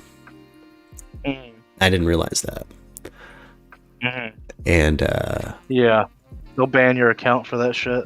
Yeah. So they'll take all the money away. They'll fucking Well, here's what they did. They fucking took all our money away. That's exactly what they did. Yeah. They just took all of our money away. I still have the same account and everything. It's just I don't even think we're allowed to play together anymore. Like, I tried to group up with one of them a while ago, and it was like it just kicked me out of the fucking game. I was like, "The fuck's happening?" Well, they're doing this Halloween they're doing a GTA 5 online DLC where apparently this Halloween there's going to be UFO and alien invasions and shit. That's dope. They've been kind of building up to something finally happening with that. Yeah, no, I've been waiting on that for like single player DLC for years, man. Yeah. Never happened. Well, they've been releasing like little weapons and stuff on the online. I'm fucking ready. I got a flying DeLorean with rockets and... Dude, let's all play. I need to add you guys on Xbox. I've actually got it on PS4. Oh, well, I have it on PS4 too. Lord. So, I mean, we can, we'll do that. Are we going to talk video games? Oh, man. I've been trying to find... I'm really excited whenever we talk video games. My kid walked past every adult in the house to come ask me a school question, so I came back to video games. I'm stoked. Oh, you're good. Yeah, we're talking about Hey, good morning, lady. How is everyone? Oh, pretty good. How are you doing? I'm good. Hungry. Same. Right now, I'm watching the same slow sky pans of the Carlton Reserve. And nothing's changing. No. I picked up a car. I'm on my way back to the office. Hell yeah. Yeah, good morning, everybody that popped in. But we have an X-Bone here. I'm kind of a PlayStation guy myself. The Xbox is kind of just used for Golden Girls. Yeah. Are you serious? Yeah. Yeah, we don't. Oh I my mean, god, I have, that's disappointing. I don't really Yeah. have games for it other than Kingdom Hearts 3, and then there's like a couple of them that are downloaded on there. Like, I haven't really paid too much attention lately. A PC game a bit, but I have my Series X rigged out with like some private hacks, but I'm running PS2 games on there, GameCube, all sorts of stuff. I've got, that's I've messed around with RetroArch. I've got, I love RetroArch. I've got a lot of unsigned, unapproved Microsoft apps on the Series X, like Durango FTP. Yeah. I got a PSP emulator on there, and like a a version of Discord, a modded version of Discord on there and stuff. Yeah. Yeah. There's It's not. It's we've been modding the shit out of them behind the scenes, but I'll send you some stuff, man, and you can put that on your system. It runs PS2 games and shit flawlessly. Flawlessly. GameCube, PS2. The developer of, I don't know if you heard of DuckStation, which is a PS1 emulator. That's actually the PS1 emulator I use on a RetroArch is a DuckStation core. Okay. Yeah, I'm really good friends with the developer, Stenzek, and he sent me an early version of what he's been working on lately. And for PS1, it's fucking phenomenal. For PS1 games, you know how when you played games on the PS1, the edges of like brick walls and stuff would go crooked, like straight lines would distort and stuff? Well, he has it now where it just crisp, clear, straightens everything out, smooths the game out, and the resolution is fucking amazing. You overclock your system a little bit and it just runs so much smooth. It's awesome, man. It's incredible that we've reached a point in time where you can smooth games out like that. Yeah, there's a... Okay. I just recently used a DuckStation core to replay Gundam Battle Assault or something 2, I think. Which I originally had a Japanese port for the PlayStation 1 of it. I loved it as a kid. And boy, did I get my cheeks clapped. But then I put in a Marvel vs. Capcom 2, I think. No, 1. It was just an arcade port that was for PS1. It's a small game. But this... I think I've got that fucking stream posted somewhere on this channel still. If not, sometimes I'll just bust out Pokemon Yellow. Oh, dude. There's nothing better than the original Pokemon games. Yeah, Pokemon Yellow's a good time. So good. I love that. Yeah, if you want to add me on Xbox, my gamer tag is G and then a space Domination. DOMINATION. G Domination. Gotcha. Yeah. I was thinking about if I ever have the time checking out Lux's Xbox, because I've never really messed around with an X-Bone. Dude, if y'all want, I'll mod it for you guys, and you'll never have to pay for a video game again. Yeah. Ever. Yeah. Like, not on a Microsoft store or anything. Allegedly. Oh, yeah. Allegedly. Can we... Jason is rolling right now, Yeah. just like, shut up! Yeah. Okay, yeah, that's right. Allegedly. Yeah. Old school XCOM, says Tractor. Yeah. No, I like to use RetroArch through Steam. And yeah. It's a cool thing. But do it through Steam. Well, RetroArch is amazing because of how it can play so many different games and it runs them flawlessly. And you can plug any controller into your fucking box and fucking make it work. Is another cool thing. Yeah. Like if it's a USB controller, like RetroArch will fucking read that shit. Can we see what your notes look like? It would be interesting to see your thoughts. What are we talking about? Somebody's obsessed with you and wants your notes. Talk about my notes? This is just a list of people who have entered the raffle. All right. If you send a $5 super chat, if you win the raffle, maybe you can get some of those notes. Yeah. How about that? I've also started keeping like topics as people talk to come back to and stuff, so I don't, host shit. I need a not clicky pin though, because I'm a fidgety person. Have you ever got bored during a stream and like drew a cat on your notes? No. No. No. Yeah. I rant too much for all that. Gotcha. I get pretty out there. These notes. Yeah. These notes? Yeah, there ain't nothing really going on there. It's just I'll sometimes jot down a word or two to remind myself, but I might freak y'all out at some point. I'm fucking ambidextrous. I'm just right-handed today kind of thing. And I might have a left-handed day on cam, and I bet someone's gonna be like, "What the fuck? Since when?" Man. Since sometimes. All they're gonna say is, "I'm uncomfortable." Yeah. I hate this. It's like, I didn't make my brain. Yeah. Everyone's trying to find Brian Laundrie. His notepad will look the ending of American Psycho. Yeah, it's definitely become. Thinking about doing like a limited edition fucking MURKradio, like a Diaper Daddy notepad or something, and get like a Diaper Daddy like actual notepad. That would be really cool For the show. I'm really excited about the mug. I can't wait to get That would be one. so cute. Wouldn't it though? Yeah. Sorry, Harleen. No, you're good. I had kind of an idea today, guys. Twitch has lower standards when it comes to what I can play and what I can't play. I wanted to do a watch party today at some point, and I'm trying to get Twitch up to 50 subscribers. Would you guys be opposed to a Twitch watch party for the swing shift today?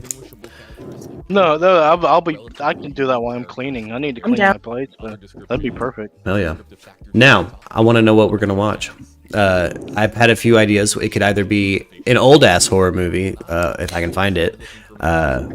We could do, like, anime. We could do Unsolved Mysteries. Robert Stack Unsolved Mysteries only. Sky's the limit. I know you guys are some true crime junkies, and I like watching and kind of giggling at some old Robert Stack Unsolved Mysteries. And I wouldn't mind doing a little intimate watch party with y'all. It's Friday.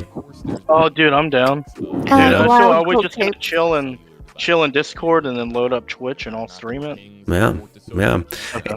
And I'm at like 34, 35 Twitch subscribers, just trying to get to 50 for the MURKradio. I multi-stream every time this show to Twitch too, so Debbie Moore's not on Twitch. If you'd like to get on Twitch, I'd appreciate it, baby. You should hop on there. We're gonna do exclusive shit on there because I can't. There's shit I can. There's shit I can do on there I can't do on here. Stuff like exclusive watch parties and shit. So I think I just want to start like doing stuff like that, a little more laid back. For us Murkies, you know what I mean? When you guys send me something, I could put it on the fucking screen and watch it. You know what I'm saying? I think it'd be perfect for the swing shift for now. At least for Fridays. Do like a Friday. I like that idea. Start doing that. We should, like streaming. Yeah, that'd be fun. It'll bring everybody together more too, Yeah. Be a family. Just a Friday Twitch stream. This is a video hosting platform too. Let's do Robert Stack, bro. Hell yeah, Curly. Thumbs up for Bobbert. For Bobbert Stack. For old Bobby Stacks. I'll fucking love old Unsolved Mysteries. And we can watch we can marathon it. We can do a few hours of that shit. It's my favorite show. Especially the old one. I like Dennis Farina, but I'm not. No one's showing up for Dennis Farina. There could have been witness evidence. There could have been someone who said, "I'm 100% certain that I saw." Things might change if they find old Baldo, but I got a feeling they're not finding him today. of evidence. We don't know if they have one or multiple different types of evidence that lead them to be here, but they wouldn't be here if the FBI did not have significant credible evidence. Oh, Mark, I hear you.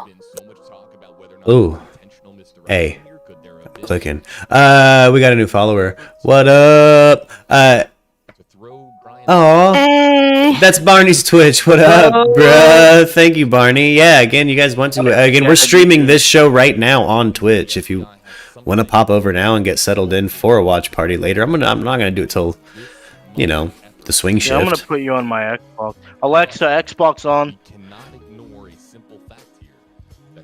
Yeah, I'm gonna have to open Twitch on my computer. Alexa, HDMI 1. And we got what is your Twitch name? It's MURKradio. Everywhere. Twitch, YouTube, Instagram, TikTok, Facebook, Zanga, MySpace, OnlyFans. Zanga. Yep. What's your username on Twitch? MURKradio. MURKradio everywhere. You can see the officer right there. He's getting into his vehicle. I thought it was Big Dick Daddy Murk. That's just my gamer tag. Oh, okay. It's actually stripper name. It's actually Diaper Daddy. We got Spider-Man here to help us. Spider-Man, it's been a rough time for the MURKradio crew. We haven't found Brian Laundrie yet. We feel like we've been in a desert with no allowed humor. What do we do, Spider-Man? What do we do? Look at him. You did that too well. What do we do? Did he just shrug and walk away? He did. He did. He has no answers for us. Considering how often I do the Tina noise at home, I'd like to think he's getting his own Tina noise right now. He's just Tina belchered and walked away. Just went. That's all I do. That's all I do. I'm just like. Yeah. Oh, thank you for the new follows on Twitch, gang. Dang, I see you guys rolling in. I see G-Man. That's you. I see you guys. Hell yeah. But yeah, I want to do exclusive like Twitch watch parties and shit. Like I can get away with a lot more on Twitch, and like you guys can send shit. I don't know. It'd be perfect for the swing shift. Yeah. Especially if I'm sick or something, we could just talk shit, Dude, talk conspiracies. We gotta have a night too where we all like take shots together, and then fucking tell like crazy stories or like truth or dare or a dance night or something. That'd be fun, man. We'll see where That'd be things a can lit go. live stream. We'll see where things can go on Twitch, but unfortunately, I am sober outside of marijuana, which is recreationally legal in my state. Number one, congrats. Yeah, and shout out all the people we have who are like regular followers and listeners who are in recovery right now. We have a lot of that going on, so probably be more supportive of stuff. We love you. We love everyone. Yeah. I wish I could still smoke, man. I might try it again. If you can get to a place, I suggest Colorado, California, Arizona's got good weed. They've all got good weed. A lot of places have gone medical now. The state I was in is. I miss eating, being so stoned, and food tastes so good. Yeah. Oh, I miss that. But yeah, to answer you, just Pinky, or yeah, those of you who are only on YouTube, yeah, you'd have to grab a Twitch account. But again, we can get a little different on Twitch. We don't have to necessarily. I can put something up on the screen. You know, I don't have to. It doesn't have to just be. Who is Spidey Merc? The Spider-Man. That's our friendly neighborhood Spider-Man. As right. When we hit 1,000 subscribers, we were declared a community. We have since had to form governance, so we are now technically a society. And every good city needs a friendly neighborhood Spider-Man. And we are fortunate enough to not only have a Spider-Man, we also have a Batman. Oh fuck yeah! So yeah, we are a full-on. We're a whole fucking side of the species, gang. We've done it. We've cracked off into full-on. I'll wear this a whole stream if I have to. Well, we have evolved like humans do at MURKradio. It's been interesting. So much so we have a whole the microcosm has birthed its own Spider-Man. We're our own pocket of the multiverse, gang. And he's ours. Nope. Everywhere has good weed if you know the right people. Yeah. I mean, everyone smokes weed. So, doctors, lawyers, probably young Jeff Goldblum on the news right now. Yeah. Yeah, cops are just flying around Fave Station. They're just looking. Same thing. They brought out cadaver dogs. Notably, Diesel, the cadaver dog. I feel like they're just doing this for views. They are. You know. They are. Guys, tune in. You know, like it's. Oh well, yeah. That's exactly how the news operates. That's how. New reports. Yeah. Yeah. Princess Amidala, that's Allie in Japan. Hey. No, it's Harleen. Oh, it's Harleen. Oh, I thought it was Allie in Japan. How'd I fuck that up? Well, then who was Allie in Japan on Twitch? Yay. What was her Twitch name? I swear we still haven't heard but 2 words from our friend in Japan since that earthquake. I was about to ask, have we heard from Allie in Japan yet? If anyone I haven't has, seen her in a while. I haven't seen her. Yeah. I'm worried. If anyone has, let us know. There's a lot going on in Japan. Yeah. If anyone has, let us know. Or if you're out there listening, say what up. I reached out to Josh Taylor, Northport Police, But and he confirmed that FLIR. You're still part of the community. yeah, What part of Japan is she in? I don't know. Has been used throughout, from the beginning, the search efforts here at the Carlton Reserve. It's not something that Police are on the move, so they've actually dispatched police. So I guess that's kind of something. It's not. They've had police dispatched every fucking day. Yeah. They're on the move right now. It's pretty. It's fucking boring. Like part of the search efforts at the Carlton. Yeah, but no, this is how the media works. It's been fucking, you know, as you guys just saw this morning, all you regular murkies. How many more people did we have pop in because of the? You know what I'm saying? The title and the topic. Yeah.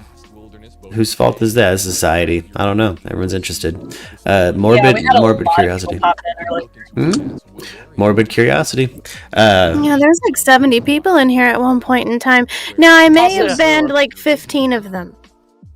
Yeah. Well, you know, a good chunk of them were fucking trolls. Them showing up anyway. Yeah.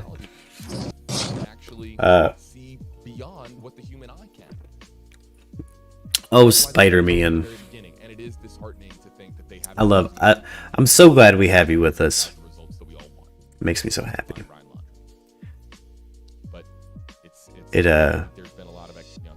You know what I've noticed too? Less troublesome issues when Spider-Man's around. It's true.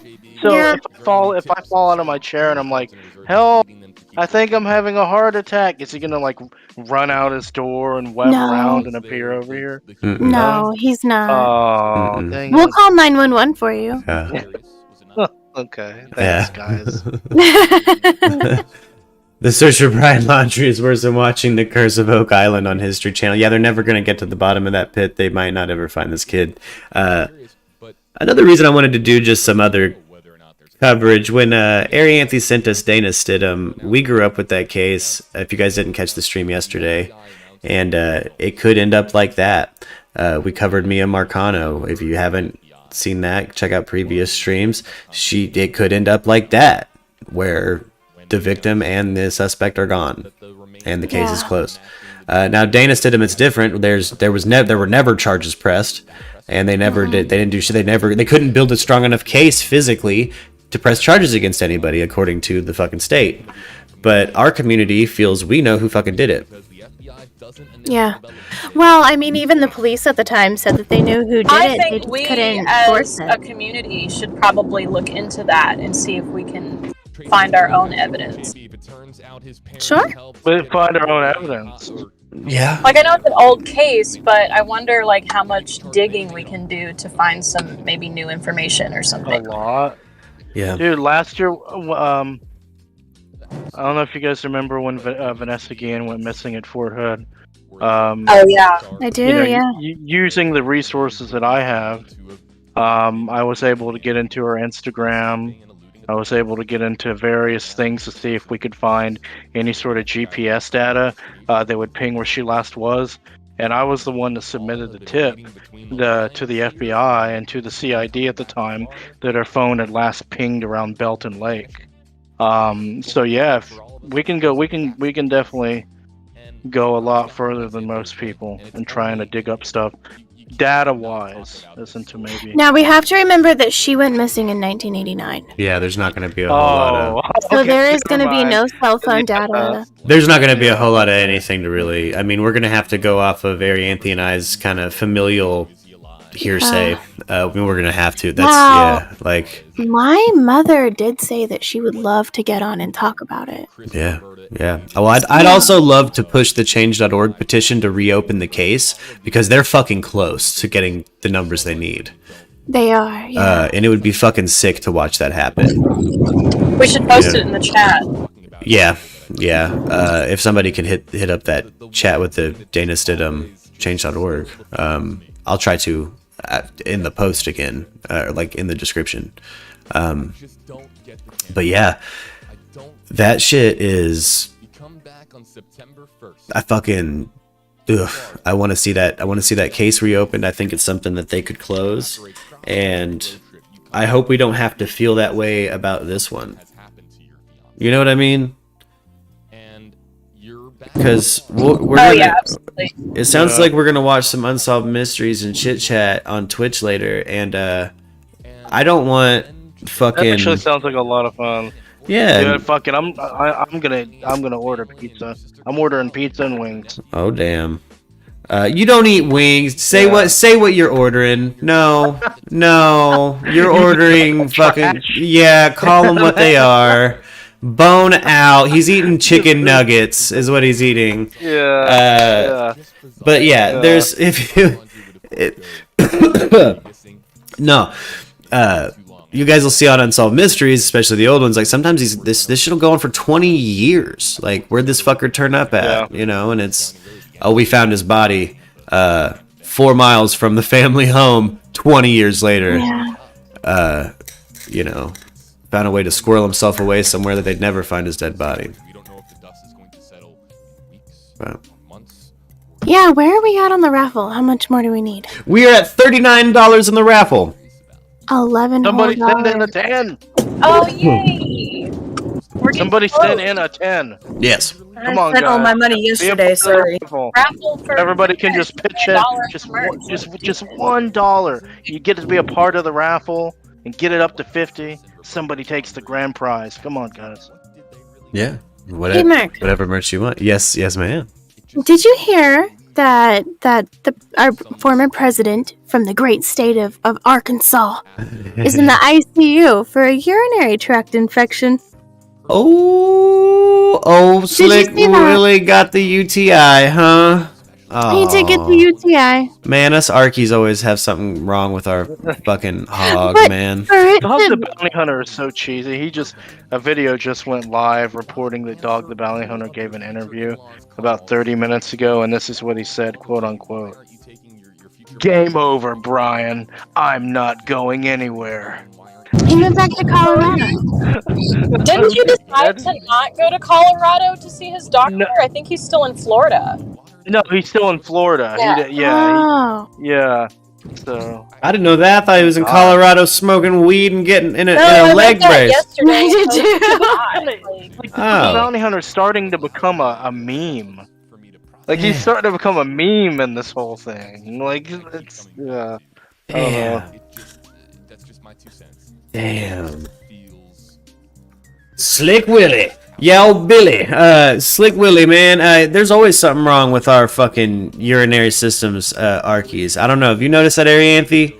Arkansas men always got something wrong with their pisser, dude. Yeah, it's a very strange phenomenon. I think it's very interesting at the amount of people that go to the ICU over urinary tract issues, bladder infections, UTIs, kidney issues, and I'm like, what is going on? A curse. It happens really easily.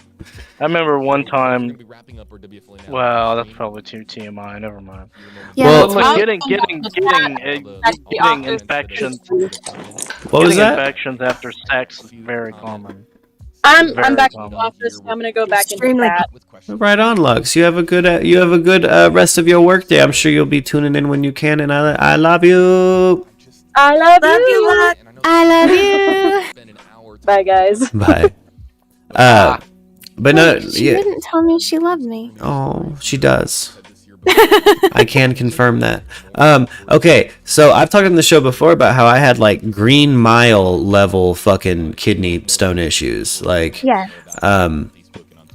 there's a bunch of us, but I'm also, there's a bunch of people in Arkansas I'm probably fucking related to. Like my family, a branch of my family got there in like the 1800s and stayed there. So we fucking piss stones there, dude. It's crazy. But UTIs, I've gotten those like just with nothing to do with sex, like just pisser problems. Like just I don't know. I swear us Arkies are cursed. Like if you're, I don't know what it is. I don't know. I've never had a UTI, thankfully. Holy shit, knock on wood. Yeah, it doesn't fuck But- with. Get 'em all the time. Oh, really? That's wild. See, and I can't drink cranberry juice because it's high in oxalate, and that's what my stones Right. are made of. And I used to drink kidney juice and cranberry juice and Kidney juice. I used to drink cranberry juice and cranberry extract, like try to reduce my kidney stones or try to relieve that pain, and was just making it worse and worse and worse. I'm forever gonna call cranberry juice kidney Yeah. juice. Stop digging the dirt and it won't happen. Well, then how am I gonna fuck the earth, Tractor? Right? If I don't dig the How earth, dare. dirt. If I don't, how else do you fuck the earth? You dig a hole and you bang it. How dare. Don't try to throw more riddles into riddles I've solved. Let me do me. I can't turn up. Turn up. I'll deal with that. I'm not the one in the press with the UTI. You guys ever turn up when Pizza Hut gets here? Dude, yeah. I'm not eating that. She doesn't eat pizza. What? Yeah. No. I don't even know if it would deliver where Ariante's at. No, definitely. I don't even know where the closest Pizza Hut is. Like, I haven't Yeah. had Pizza Hut in a very, very, very long time. You should figure it out. It's gross. Oh my god, I hate you. That's fair. I hate you. Yeah. I hate you. She's vegan. I am, yeah. Oh, okay. Okay, fair enough. She's vegan. Yeah. It's not even by choice. It's because I adventure too much and I got bit by a tick and now I have an allergy and I can't eat red meat. And whenever you order any kind of anything from anywhere, that's it's so always fascinating. tainted. It's always Right. cross-contaminated. I'm gonna get sick and it's gonna piss me off. Yep. That's okay. What did you get Lyme disease? No, I did No. develop an alpha gal allergy though. Like I can't even have Skittles. What the fuck? Yeah, because they have It gelatin sounds in like it. an autoimmune issue. Like the tick bite triggered some sort of. That's interesting, man. Yeah, it did. It really set off like a chain reaction in my body where it's like you can't have anything that comes from mammals, and I'm like, okay, fine. I mean, that's not necessarily a bad thing. You're gonna live longer than all of us. you won't have to deal with plaque and clogged arteries. That's probably Oh, God. fair. Yeah, that's very Tick-borne fair. illness are specifically bad in Arkansas. Yeah. Mm-hmm. I'm convinced that's where I got it. Is here home? Well, I want to know in the chat right now, everybody listening, what's your favorite pizza place? It can be a local pizza Hut. place because mine, for example, is Empire Pizza Pizza. It's I've never had that. Is that only? I mean, would that be in Texas? probably not. I think it's just No. the one place here. You guys can say local places again, like for you wanderers, you fucking Kwai Chang Canes out there. You can absolutely say like a place called you know, Papa Joe's that was next to my fucking childhood home. That's fine. Glory Days Pizza, Topeka, Kansas. Word. Vito's Pizza. Word. See, that's what I'm looking for. Now I'm hungry. What's your favorite? Marco's, says Floppy Jan. Word. I love pizza, and it's really funny to me because I'll be like, hey, I want pizza, and people look at me like, you can't have pizza. Yeah. Stupid. You know, I can. I typically make it myself, but there are a lot of places that are really starting to come out with like vegan and vegetarian options, which I think is fantastic. And I know people get really bent out of shape about it. I ordered that one time, and the waiter, seriously, this was at Mellow Mushroom in fucking Fayetteville, and I will call them out every time. So I ordered their vegan pizza because they have an option, and the waiter looked at me, rolled his eyes, and goes, "You want a salad too?" Oh. Wow. And I was like, What no. a fucking douchebag, dude. I was like, no, I That's don't. so And shitty.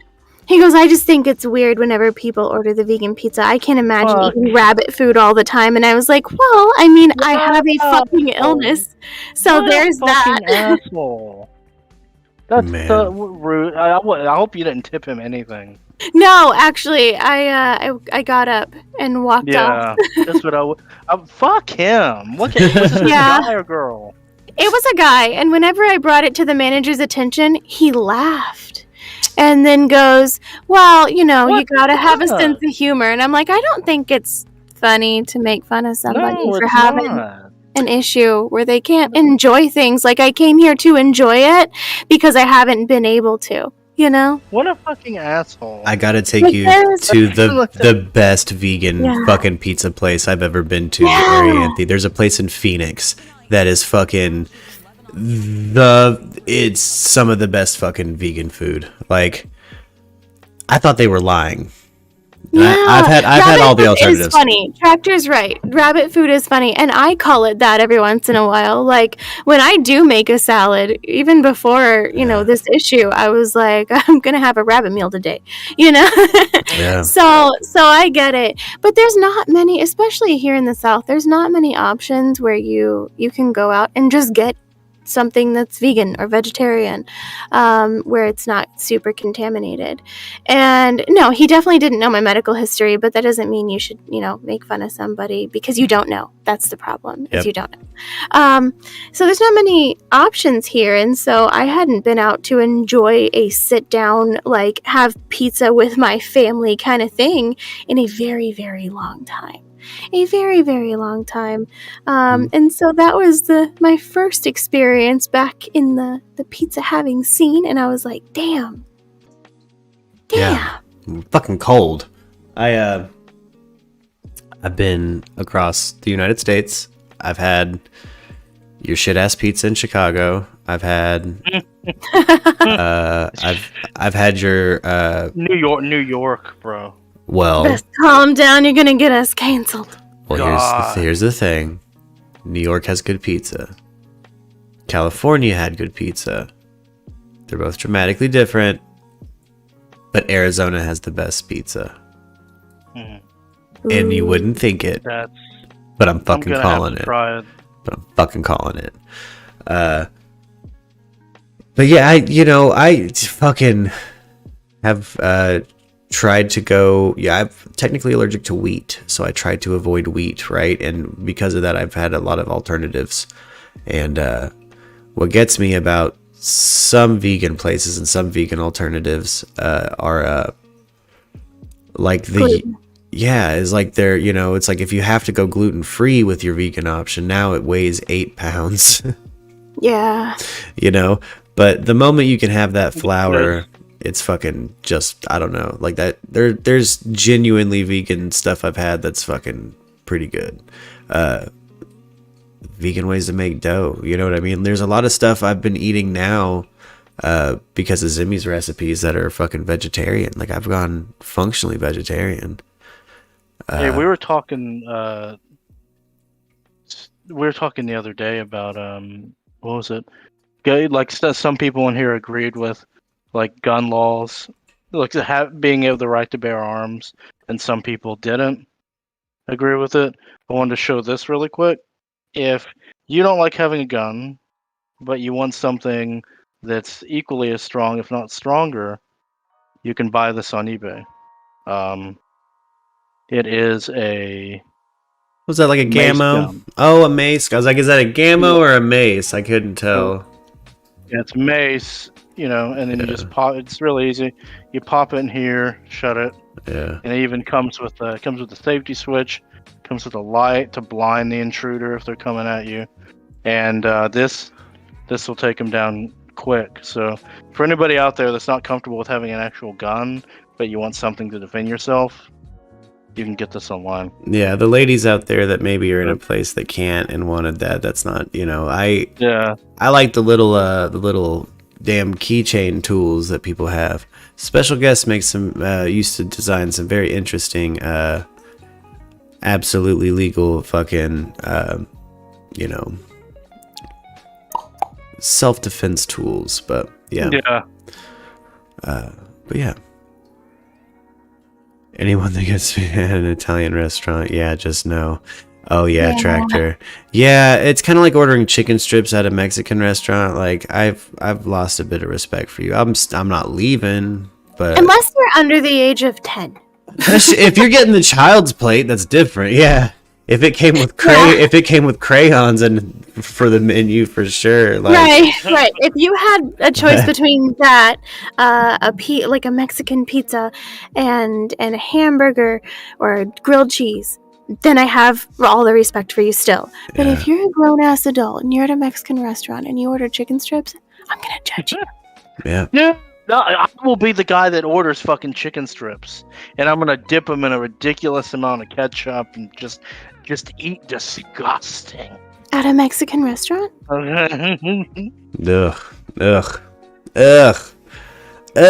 He's ordering chicken nuggets from Pizza Hut. Ew. Chicken comes meat comes from the bone. With everything. Oh yeah. Meat comes from the bone and it's delicious. Alright. You can't I want to hear the story. What? Which story? Let's hear it. It better be funny. It better make us all laugh. Wait, about what? Did I start a story? What? Where did Harleen go? Harleen, come back. What did you say? Yeah.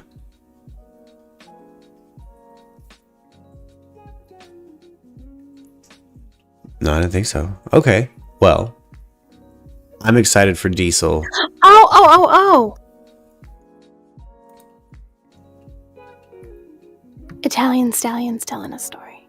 Oh, I had to mute him because it was feedback. Oh, sorry about that. I had to mute you because it was feedbacking earlier. Oh, that's okay. That's all right. I was trying to tell a funny story. Oh, you good? I got Go ahead, you. we're listening. Roll, man. Okay. Hell yeah. Okay.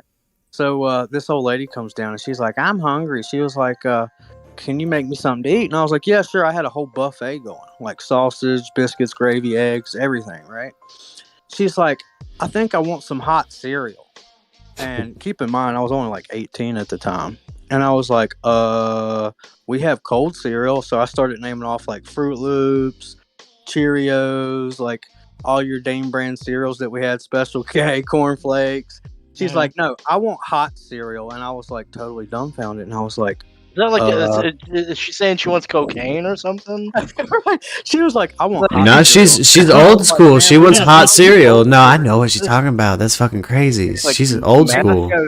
And she gets mad at me and she's like, oatmeal, boy. Yeah. Oatmeal. Have you ever heard of oatmeal before? And I looked at her and I was like, why didn't you just say you wanted oatmeal? Right? Hot cereal? I've never heard that in my life. That's amazing. Same here. I was like, who calls oatmeal hot cereal? I really think it's a southern thing. My grandma calls it. Yes. Cereal just means grain. Exactly. South of the Appalachians here. Yeah, That's a good one. Yeah, south of the Appalachian region. So I've heard like my great grandma call it hot cereal. Yeah, that's just oatmeal. Do you see what Miss Schumeister said? How dare you? That's disgusting. Is she right though? Pizza Hut is the McDonald's of pizza. Yeah, no, I hit up Empire, boy. That's a fucking spot for me. Do you see what's playing on what you're watching right now? Oh, Massive yeah. alligator takes casual stroll through South Carolina golf course. I love to play it in slow-mo because you get a beautiful reaction from these deer. One of the deer is kind of like the Felicia of the crew and kind of seems like she might roll off with the gator. Like she's not opposed to it. Look, check this out. I mean, look at him though. I'm thinking about it. Look, yeah, he's the Debo with his block. He's flexing right now. Bam, Like I bam. just walk away with this gator. Yeah, that's He's like, I run this. You got to pay a toll. yeah, that's big dick energy right there.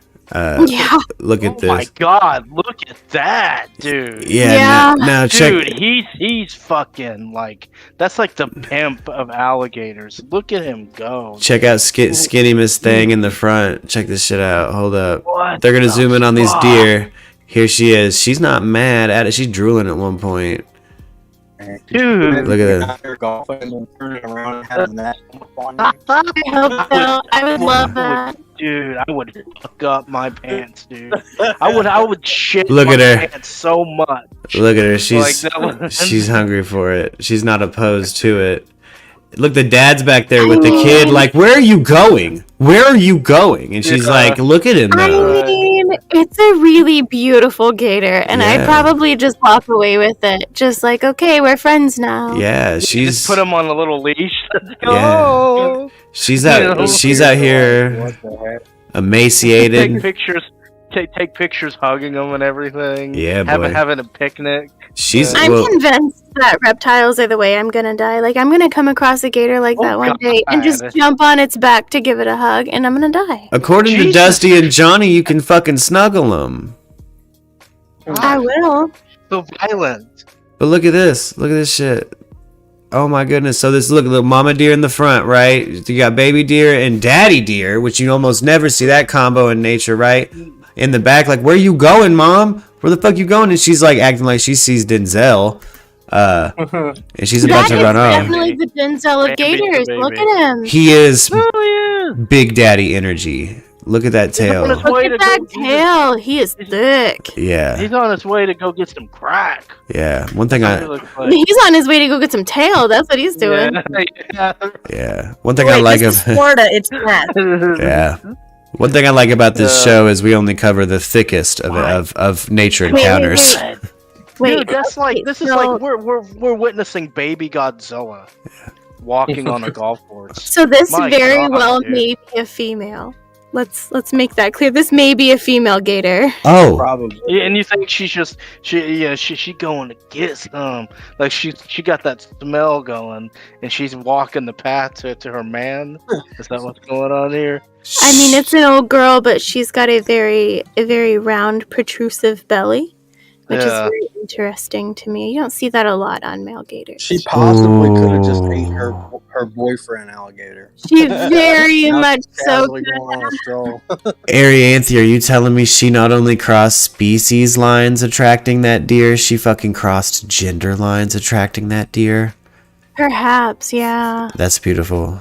Anything can happen.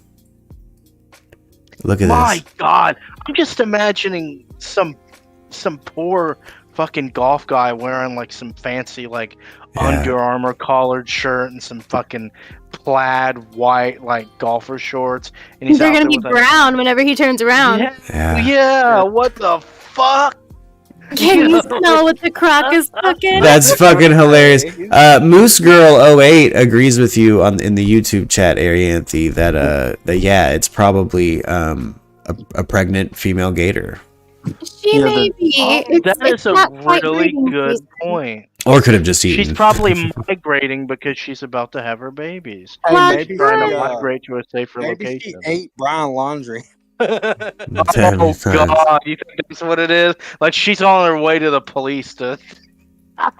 Yeah. Okay. Yeah. I think the alligator would be at least 15, 20 years old at least.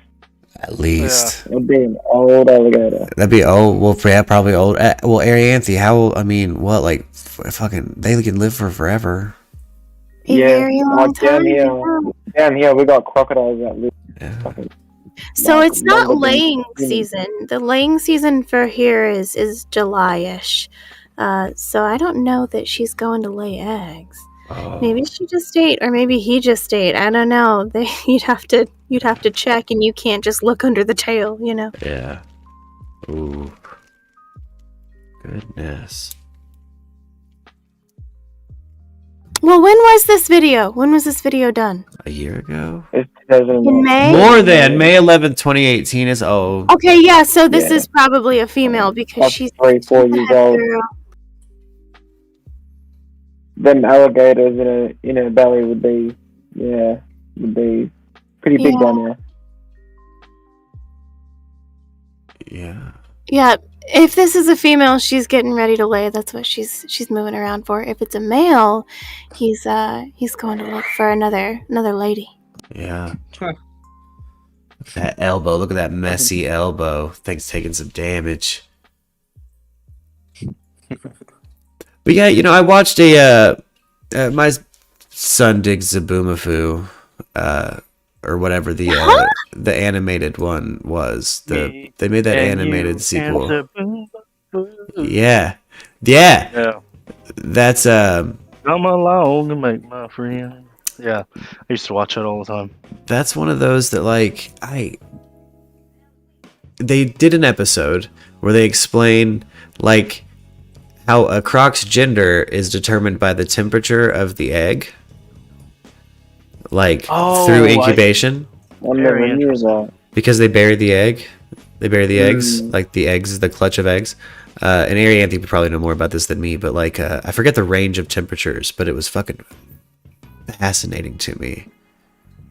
Yeah, very, very warm.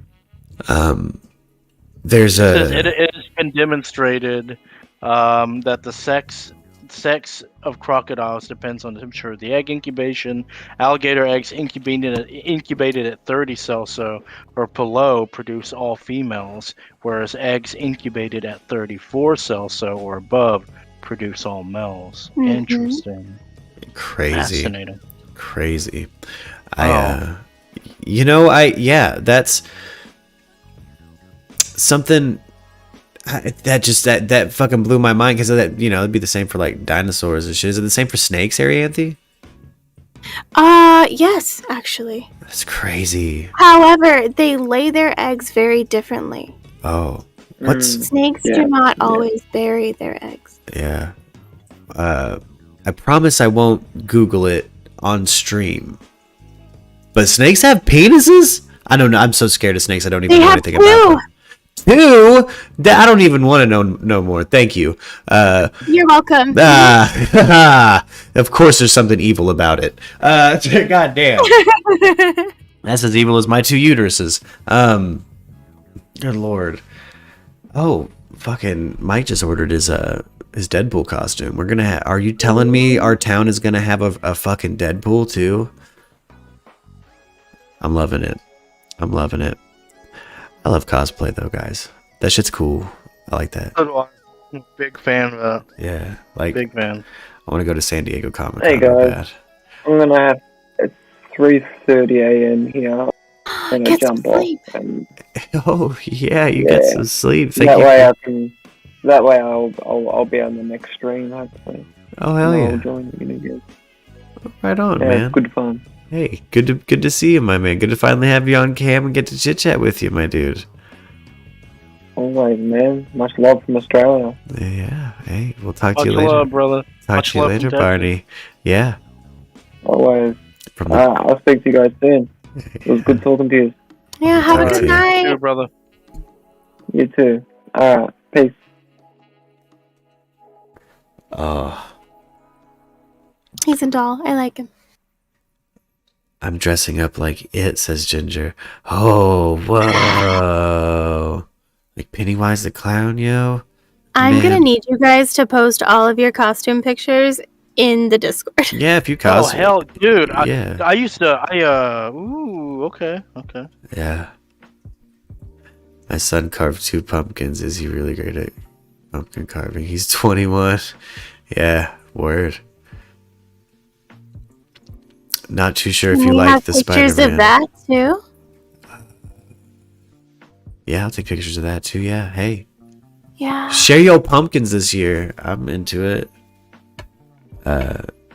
Yeah, get your holiday on.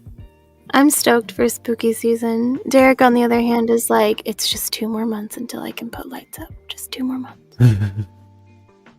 Oh, I love putting Christmas lights up too. He's just so ready. I gotta go get a whole new menorah. Yeah. I'm in a bigger city though, so it'd be easier It'll to get probably one. be. Yeah, that's what I was gonna say. It'll probably be easier to find this time around. Yeah, I want to try to find like a cool armadillo one or something. Like Yeah. like one that's like wooden but like a cactus or something. I don't know. You can take the boy out of the country, but you can't take the country out of the boy. Yeah, I'm a Southern Jew. That's like me and Kinky Freeman and David Cross. Yeah, I'm Jewish, but I also kind of want to look like Davy Crockett. Yeah, but my great great grandpa was also a justice of the peace. They might have based Rooster Cockburn after. I didn't believe that shit till I did Ancestry, and then I was like, "Holy shit! That old legend might have been right. That old family legend might be fucking true." I'm trying to. I got a photo of him. I've been meaning to put in the Discord of like his GW. That's an ancestor of mine. That was the first justice of the peace of where you're at currently, and he wrote a book on the subject, and it's just really funny that there was that much of a generation gap in straight-laced people in our branch, where it's like, I look like this dude. It's weird. It's funny. That's fantastic.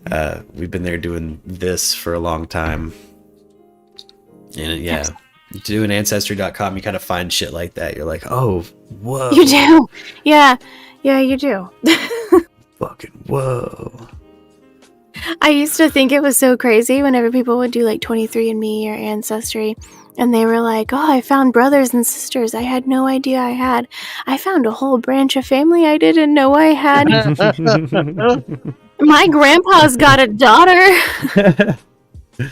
Oh. Damn, that's crazy. And I was like, does anybody know about this? And of course, now I'm the bad guy because I brought up the family secret. Baby mama had a whole new uncle show up. Yep. Baby mama had a whole new uncle show up. Oh, we love you too, Rock. Oh. But yeah, I had a whole aunt. I mean, opposed to half an aunt, I guess. But a whole aunt. And a whole branch of family that she didn't even know that she had. She had thought... I ruined 2 families at once is what I did. It was impressive, I suppose. I didn't meet my older brother until just a few years ago.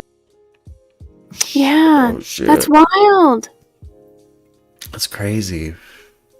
Yeah, so I had reached out to her and I was like, hey, we're related. You're my aunt. And she was like, no, there's no way because my mom and dad are this and this. And I'm like, well, that doesn't make sense. It turns out my grandpa was married very briefly before he married my grandmother, and nobody knew about it besides him and my grandmother. Yeah. They had a baby. Oh, man. Yeah, and I was like, well, I guess if I'm going to ruin lives, we're going to go big or go home. Oh my god, yeah. Yeah, so I fucked up big, and then I just was like, oh no. I'm pretty sure I got a little brother out there. But Your dad? Yeah, I'm sure. I think you're my brother. I'm convinced it's now. fucking very possible. It's fucking possible. Like, I'm sure Pops would fucking be cool with adopting too. He'd be like, fuck it.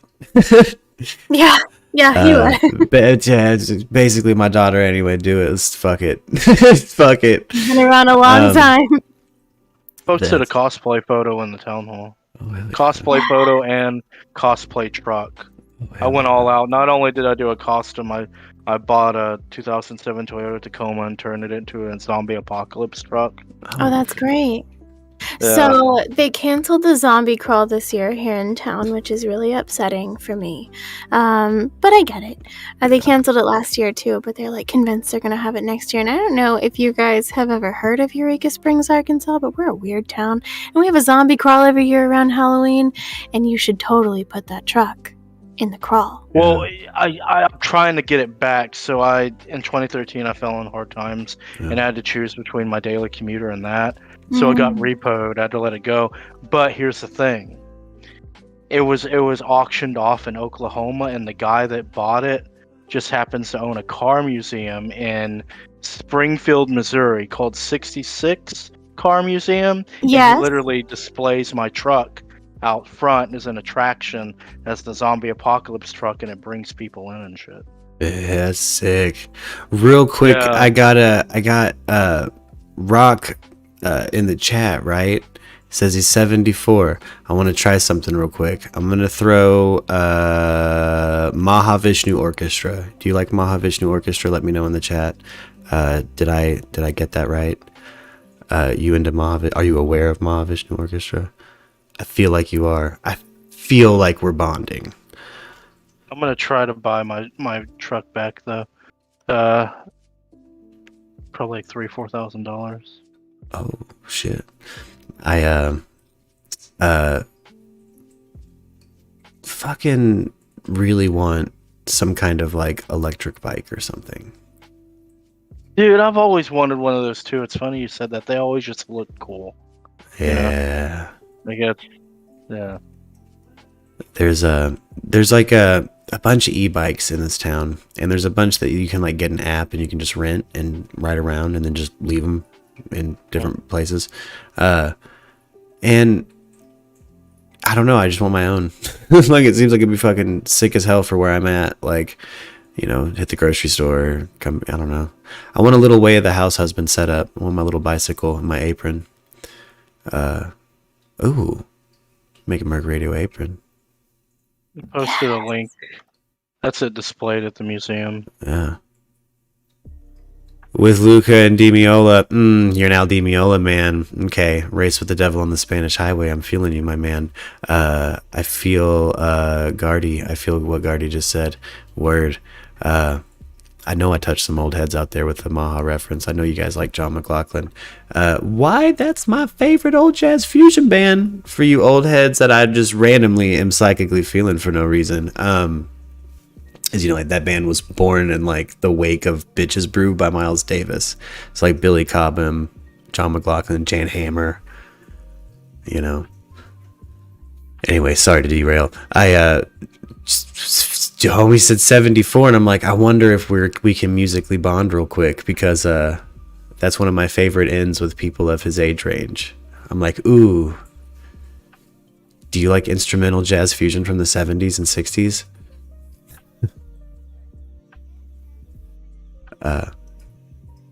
Man. Cosplay, though, guys. I've never actually gotten to do any like serious costume stuff. God. How have we been friends for so long? I love cosplay, man. Like, I get in character and shit. Yeah. I'll stay in character all day. Yeah. I will tell you, one of the coolest things in the world is being at a con and walking up to somebody who's cosplayed as your character and them not knowing who you are. Oh, that's hilarious. Oh. Yeah. When you're like, hey, and they're like, what the fuck? And you're like, yo. Yeah. Yeah. And you're like, hey, I really like your cosplay. Can we take a picture together? And then you get there and you take a picture together and then you walk away and say bye, but in the character's voice. Oh, man. People wearing my band's shirt. That's amazing. People wearing my band's shirt, not remembering who the fuck I am. That's my favorite too. I'm like, man, I can Hey, great costume. blend in, bitch. Oh my god. That's amazing. Yeah. It's one of my favorite things to do. Yeah.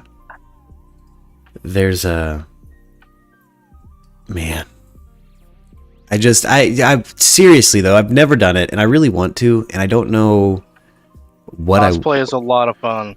Like, you'll spend it's fun custom making your outfit. Like, you go on eBay and you just buy like whatever, like boots, vest, whatever. You just kind of piece it together yourself. It usually ends up getting kind of expensive, but still, it's so worth it once you put all that on, and it's better than you even imagined it being. And then you go outside with it, man, feeling fucking cool. Yeah. You know, you might even spark up a cigarette, and you're just waiting for someone to notice you and go, "Oh, yo," and and they know exactly what it is. It's cool, man. It is a lot of fun, yeah. I always wait for like the post Halloween sales on costumes, and I'll go get a fucking cheap costume, and you throw some fake blood on it, and boom, you're Pennywise. Perfect. I have a store just a train ride away that just year round sells fucking vintage clothes and costumes. That is very cool. Vintage clothes. That's a perfect place to go for cosplay. Yeah. That's awesome. Az says in the chat, she's saying she's going to go as Nadja from What We Do in the Shadows for Halloween. And I love that fucking show. I love Matt Berry. I love Taika Waititi. I know that he's not in the show, but it's based off of his property. And you can just feel his style of humor in it. But Matt Berry, Nadja's my favorite part of the show, honestly. Like, she's the funniest fucking person. Like, I think she's probably given me more like bust a gut laughter than any other character. She reminds me so much of so many of my dear friends, so many of my female friends. You guys are all bad bitches like Nadja. And all right, I'm gonna hop off. That made me smile. Hey, you take it easy, G-Man. Oh, his pizza's here. His pizza and his nuggets. Got the chicken nuggies. No. Hey, are y'all doing a Twitch thing today? Sure am. I'll probably hit probably noon. I'll probably go live noon on Twitch. Noon. Yeah. Okay. Yeah. All right, I'll hop in there. Yeah. I'll see you then, my man. All right, see you guys. Bye. But yeah, Nadja's that was one of my favorites. I don't know. She reminded me she cracks me up like y'all crack me up. Some of you, like Arianthe, you witchy female friends of mine that can boss me around. Shit cracks me up. Especially if I feel like I'm making Matt Berry moves. You're like, no, that's stupid, Laszlo. Like, oh. Yeah, there's that. So it is. Like, they've spoken. What up, Christy? Our last winner. Oh man, we'll plug the raffle again. We're at $39 still. Hit $50, we pull another name. We decided to host another raffle, Christy, and you're still getting that hoodie. Whee! But yeah, so anybody knows that's. I'm really excited for her to have it. Yeah. I'm just waiting for people to start getting merch and then posting pictures to Discord, which, by the way, if you're not in our Discord, please join our Discord. Come hang out with us. Get in there. Get in that Discord. Get in here. Link in the description. It's the MURKradio website. Become one of us. I'm sure somebody can hook it up and spam that shit. Yeah, become one of us. Hop up in here. Today's been a good stream day. Unfortunate news. I still have my money on Diesel. The Cadaver dog. I mean, same. I don't want to. No, I don't either. But something had to make them want to bring Diesel out. Unless this is a tactic. Unless they are trying to make everyone think that they think he's dead. Oh. And so in turn trying to draw him out of hiding. Well, if they think I'm dead, then I don't have to hide so hard anymore because they're looking for a body. You know? Oh, okay, so they bring in a cadaver dog just to give us. Ooh, damn! Thank you, Justin. Shit, well, Justin's in the raffle, boy. That puts us at 41 bones. I can't believe they haven't caught this piece of shit yet. Yeah. It is quite surprising. It's fucking nutty. It's like, where's fucking Waldo? Yeah. It's fucking. weird and gross. Like weird and gross at the same. Yeah. Like at this point, are you even trying? Yeah. But then at the same time, like I was saying before, you know, Derek was in the military, and I can promise you that even our troops get lost on the radar sometimes. Yeah. We have old fucking tech. We found out from doing the show recently. You know, our software developers. And the high up ranks of the military are mad at our development and our innovation, and what we're actually employing, not just in the military but in our law enforcement, right? That we're actually behind the times for a country compared to a country like China, or will be severely in 15 to 20 years. And you know, it cost a god awful lot to have big searches like this, and. Yeah, like now they're talking about building a fucking permanent Gabby memorial like near town hall and shit.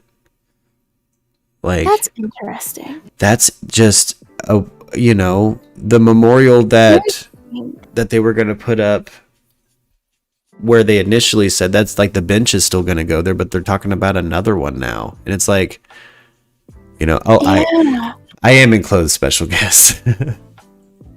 It's been I'm getting there. I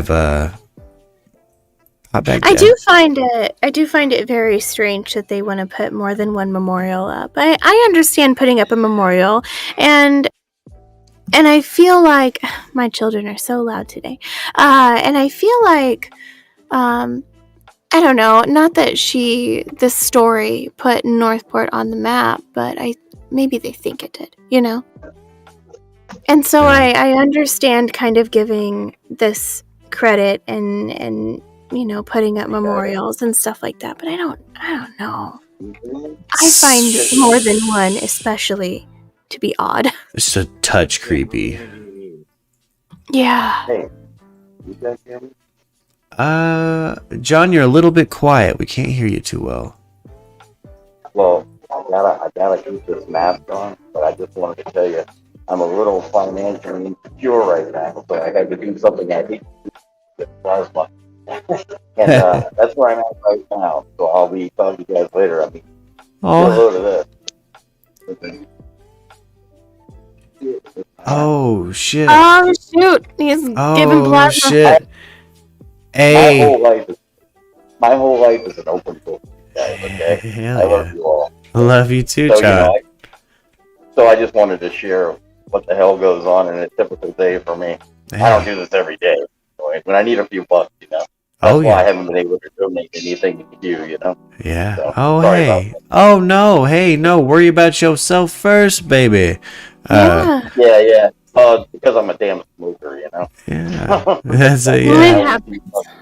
Yeah. Anyway, so I just need to say hi, and I'll be back later on and catch you in the afternoon shift. Okay? I'll see you on the swing shift, John.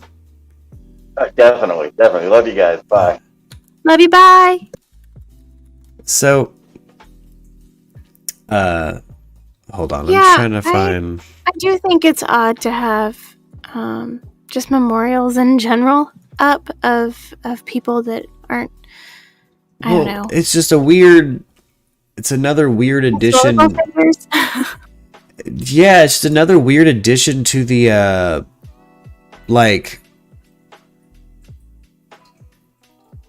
I've flipped a lot of plasma, by the way. Sorry, special guest just reminded me of a point I meant to touch on when John shared that he was given plasma. I've flipped so much plasma. I've probably made in total between me writing the deals on that BioLife card and the website, easy 3K. Damn. Over over a pretty serious amount of time, but you know what I mean? I was at one point paying my chunk of rent with fucking plasma, basically. John never. Sell your sperm? Was fucking, yeah.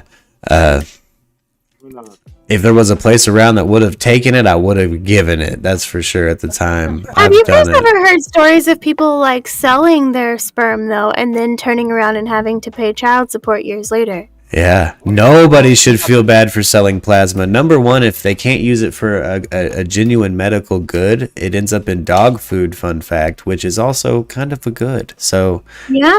I've donated My some dog shit-ass looking plasma. You know, I've done it enough to know when it looks good and bad. Yikes. Yeah. That's...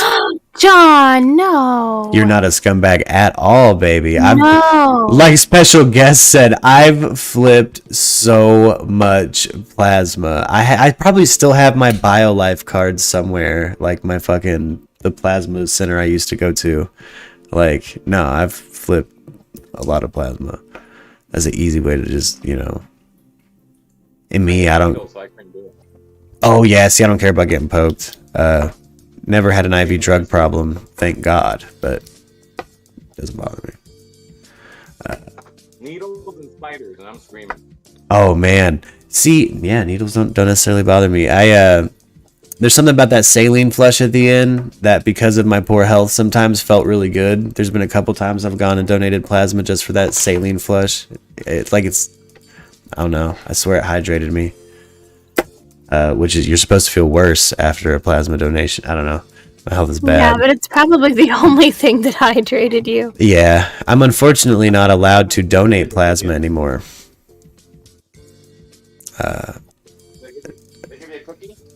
They give you a cookie? No, I don't really give you. They give you money. They give you cash.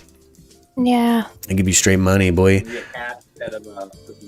Yeah, you get money. You get money on a card. I've had like double down deals where it's like I've gone every day that I could for like a week and ended up with like $30 each time and then a $50 bonus at the end because I was doing it for like a deal. Yeah. Sometimes you can find a plasma donation center that's like, you trying to get paid? It's like, yes, take my plasma. I am actually. Yeah. You can't sell blood here, I don't think. Not my town, you can't.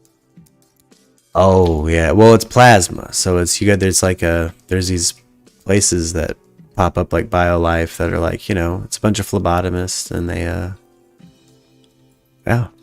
hook it up. Yeah. They spin your shit. You get to watch it spin through the machine. It collects in a thing. It looks like fucking green tea if it's good. It looks like some red diamond tea if it's bad. It's, you know what I mean? Like, yeah. I've given both. I've had some plasma that's come out. I'm like, ooh, yeah, hell yeah.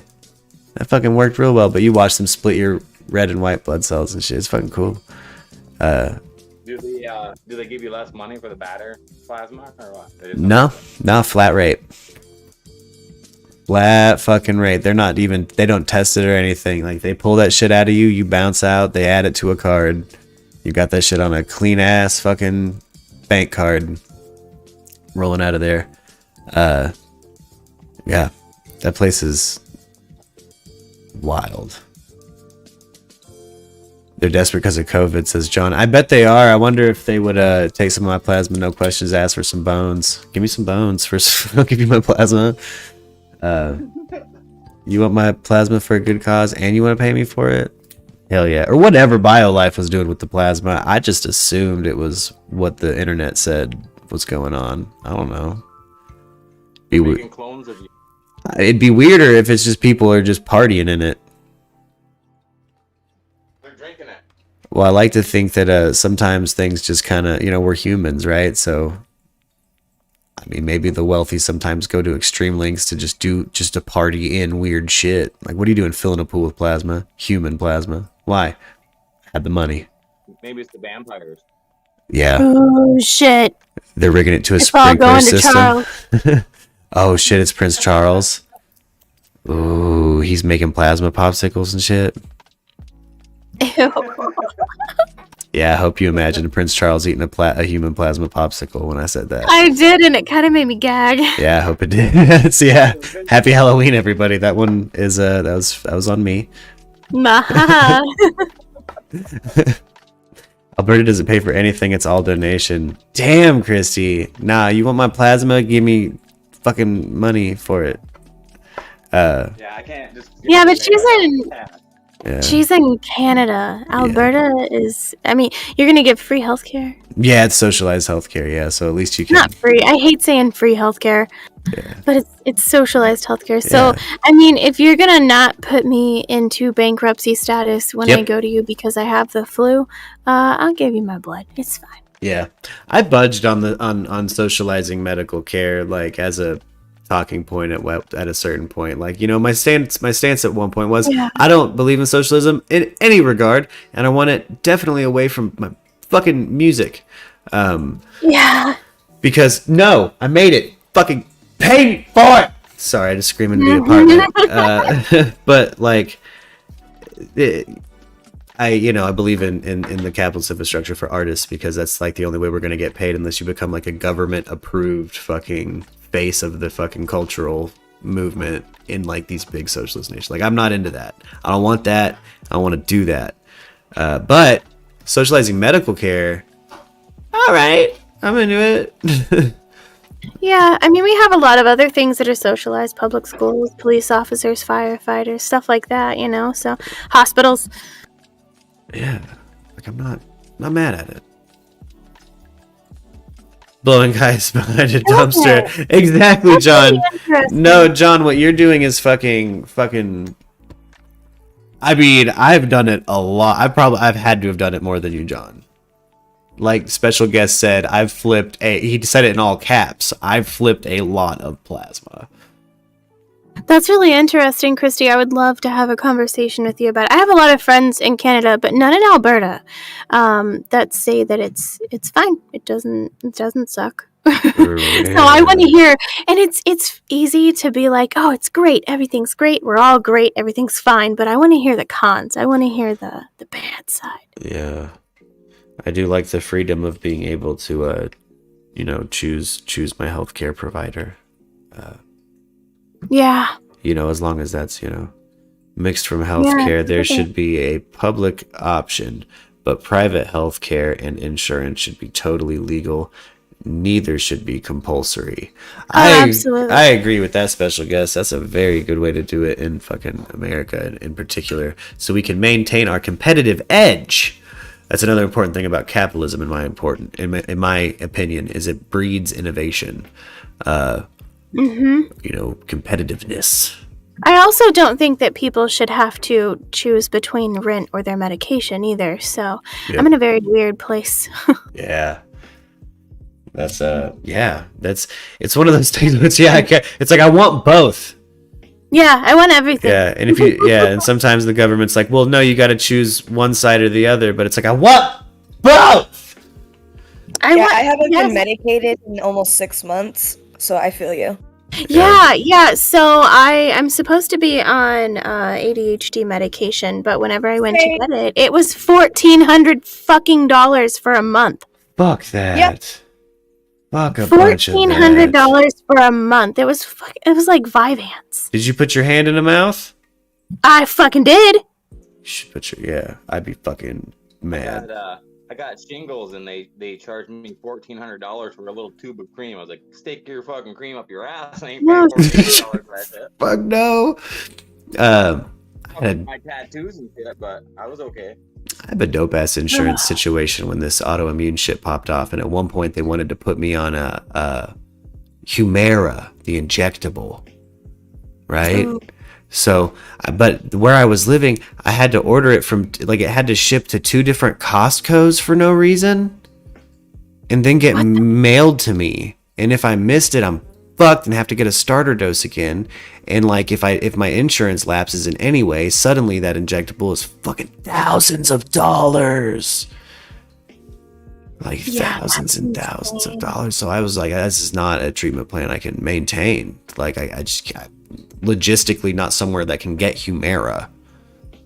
Is it working? I don't know. Maybe. I didn't really even feel like it fucking did anything. But those fucking goddamn things may cause bleeding of the anus. All this other shit. Yeah. That's worse than the fucking thing itself. Yeah. Yeah, they find themselves within a provider network that doesn't have. Yeah. Special guest makes a really good point. You know, there's times where I've had to really like have help grinding that like open enrollment time for fucking insurance and shit, like to try to find like the right plan that lines up with the doctor that I want.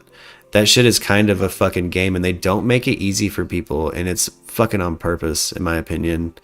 $1,000 a pill every day for 3 months, all paid for by Medicare. Yeah, that's functionally. I've had treatments that are fucking have been like that. Like, isn't Cal in Australia? Yeah, I think so. Are you in Australia? Am I thinking of someone different? We have a lot of Australian viewers. It's fucking early if it is. Boy, go to sleep. Right.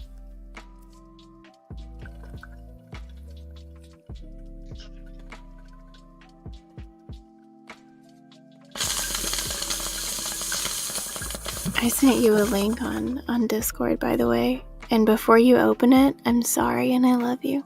Oh, hell yeah. Just remember what I said. Yeah.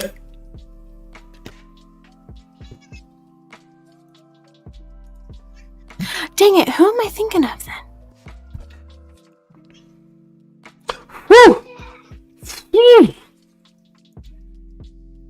Oh my god. Right? Oh my god. I'm sorry. Oh, today in things that made my butthole clench. I'm so sorry. Woo! Oh my gosh, hold on. I'm gonna try to. I fucking forgot English for a second. I got this. Wow, Christy, I'm sorry you had to deal with that. Oh, that's horrible. Oh.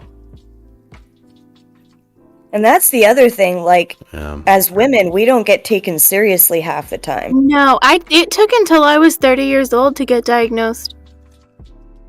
Man. So by the time I hit 30, finally somebody was like, "Oh, did you know you have ADHD?" And I'm like, "Yeah, man, I've been telling you that since I was a kid." Yeah, I know. I also got diagnosed with OCD, and then I had my gallbladder out in 2015, and I've had problems ever since. But, you know, they keep writing it off as it's hormones. It's hormones. It's okay. It's not. It doesn't hurt that bad. I had a female doctor look at me in the face and go, "I just don't think it hurts as bad as you think it does." And I was like, "Bitch, huh?" I have to read I was so scared of the photo, I didn't even read the full headline. I got to 90 rattlesnakes found underneath California home, that semicolon, and then I fucking almost, like, I puked in my mouth a little bit and was like, rattlesnakes! And didn't read the hilarious shit after the colon, which is a total snake'mare. What? A snake'mare? Don't invent new ways for me to have nightmares, Yahoo News. Fucking rude. Oh my gosh, let me read this real quick. Imagine you wake up one day and you realize you share your home with almost 100 rattlesnakes.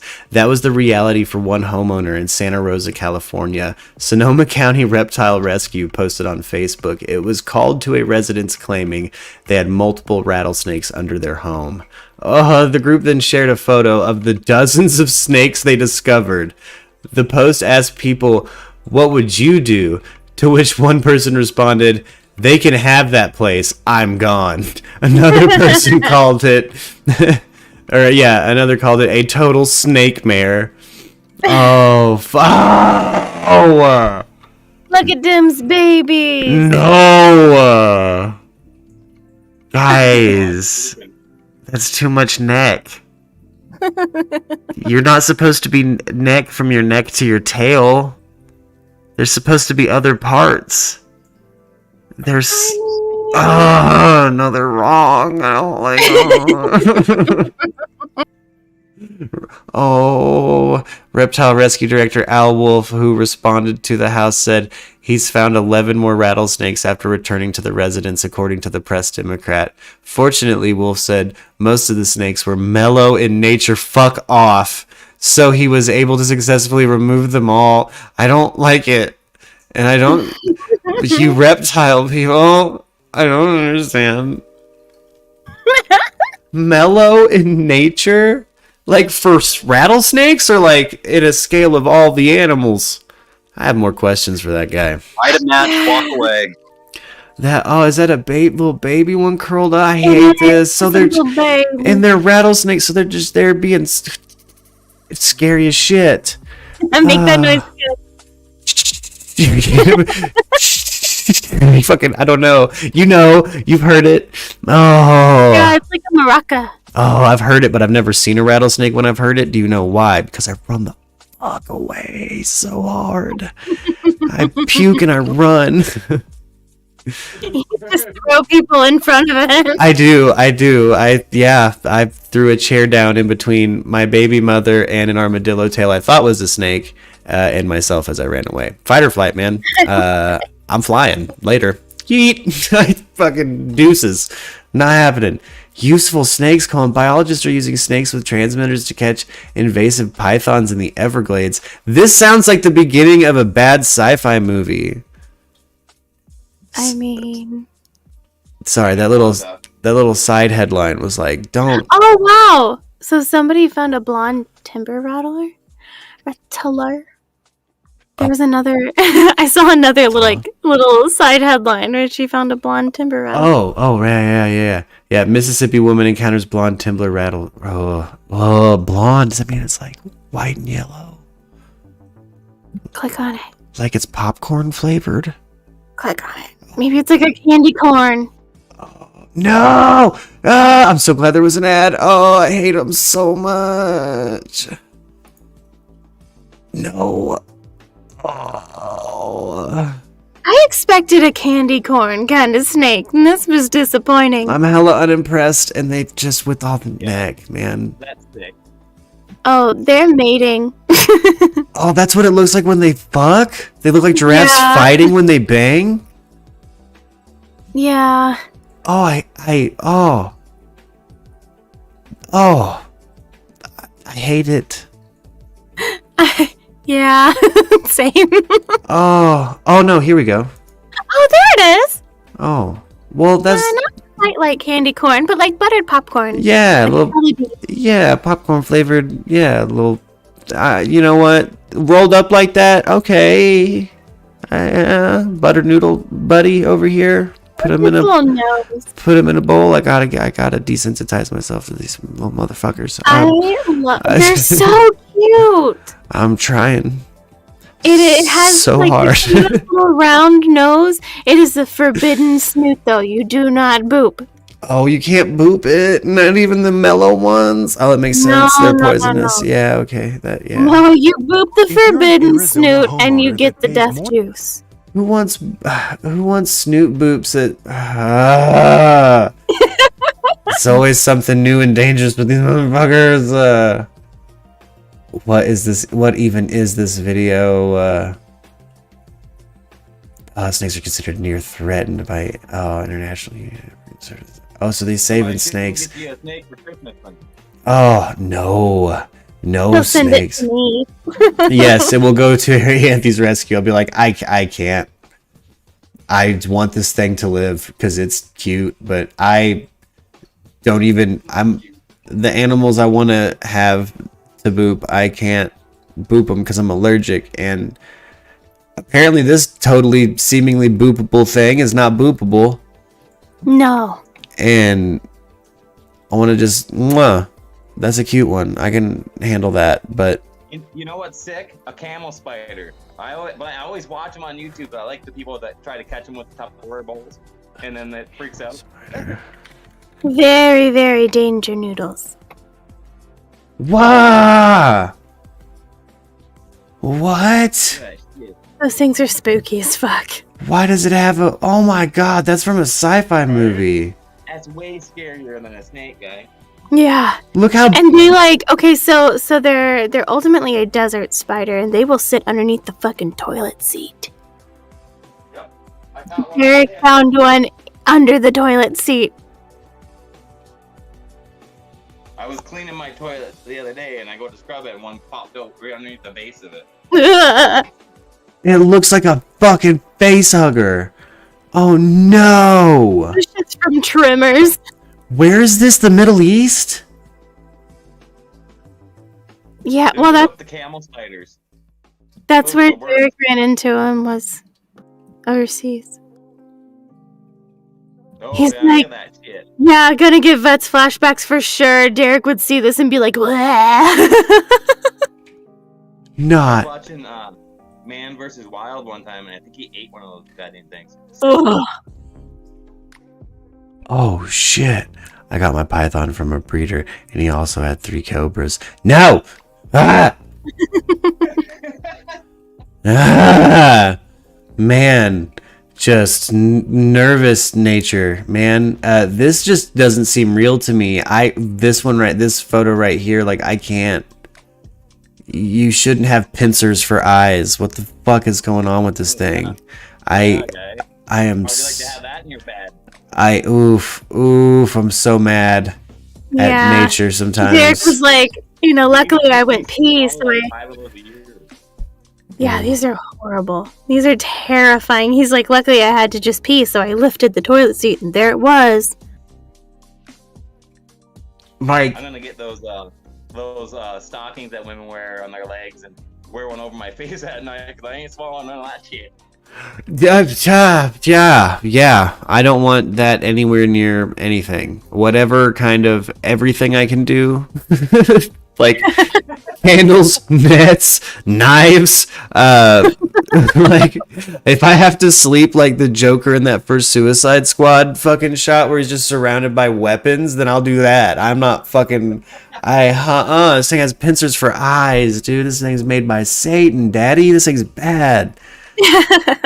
Oh man, I am like this one here that like these soldiers kind of have held up next to a shin, and I'm assuming that's a normal human male shin, and it just feels like that thing's fucking lobster sized, like face hugger No, size. they're not quite that big.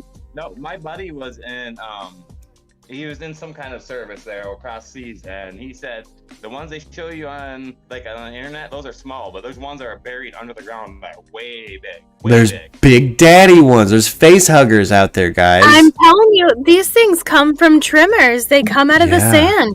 Yeah, John, there's face huggers out there, brother. I would poop myself. Yeah, I would shit my pants. I fucking can't. Even this size, I'm like, that's still close. That's Who the fuck has that in their hand?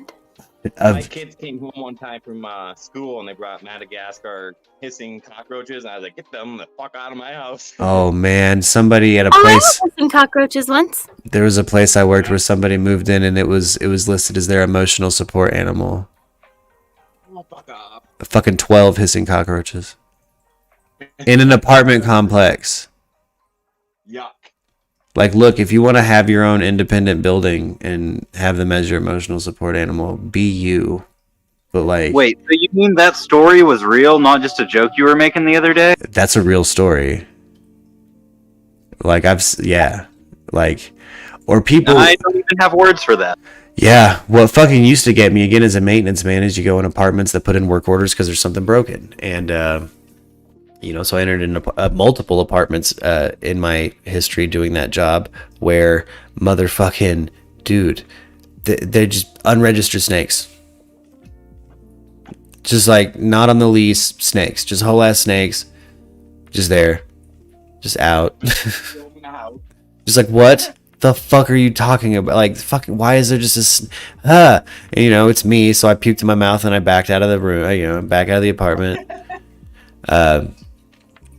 Immediately call my boss and I'm like, there's a snake in here, is that on the lease? And they're like, no. And I'm like, I'm not, you can tell me when it's gone and I'll be back. Not doing it. Nope. Curly said that they have wolf spiders there. They have wolf spiders here, man. Ooh, wolf spiders are fucking frightening, man. Big, scary. You get kind of used to the spiders back home when you're living in like the Goblin Cave that special guest Angel and I were living in.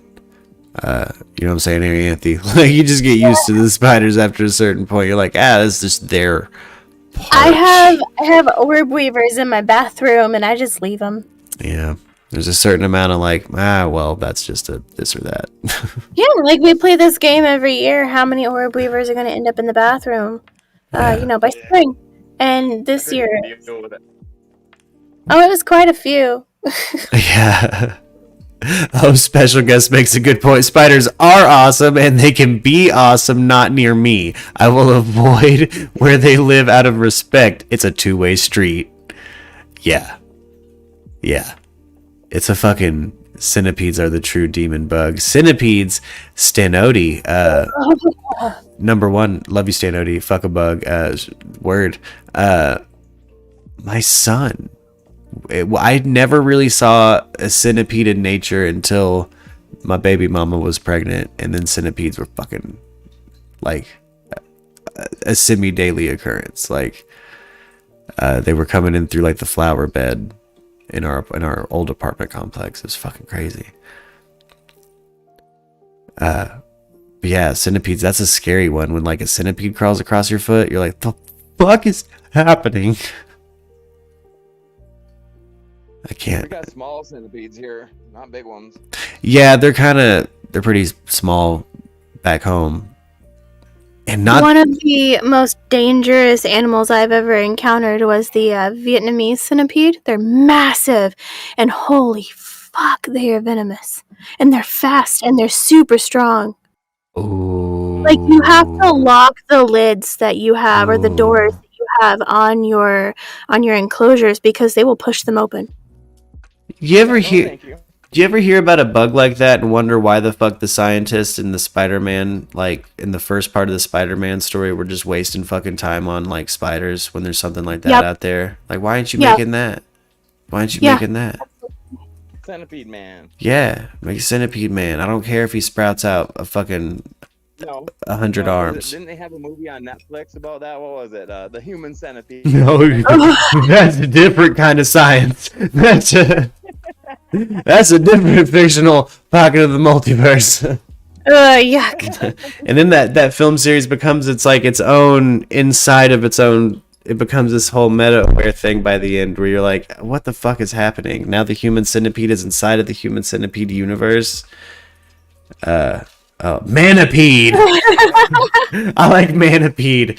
That kind of brings me back to fucking what would I cosplay as? I don't know what I would be is my thing. Like you guys know I like a lot of stuff. Taskmaster. Oh shit. Yeah. I do someone with photographic reflexes. That's cool. Did you watch the new Black Widow on Disney Plus yet? I haven't yet, but I'm very excited to. I really want to see Red Guardian and shit. And I want to see Taskmaster. I've heard about the spoiler thing at the end. You know, I well spoil myself sometimes before I watch a movie. It doesn't bother me. Not a bad movie. Yeah, it kind of intrigues me to see it further. What if, yeah? Oh yeah, every fucking second of that. That was beautiful. When Ubuntu the Watcher and they do like the shout out to like the Steve Ditko style art. And there's just so much. Yeah. I think it was better than the movies, honestly. There's stuff in there that's genuinely for everybody. There's some animation work that I think compares, like you can compare to classic Disney, like Sleeping Beauty kind of shots. Like when fucking Hawkeye's descending into the Ultrons, that fucking shot, it's fucking, that could be a fucking portrait. You know what I mean? Like, yeah.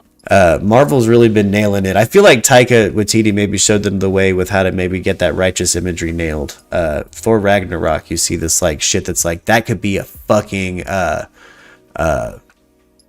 poster. What's the artist? I don't want to misspeak his Italian last name. Franzia, Franziti, I forget. He's doing the Death Dealer that John's painting right now. There's shots in Marvel right now that look like that shit. I'm excited to see what Marvel does with Venom. Harleen yesterday. I love Venom.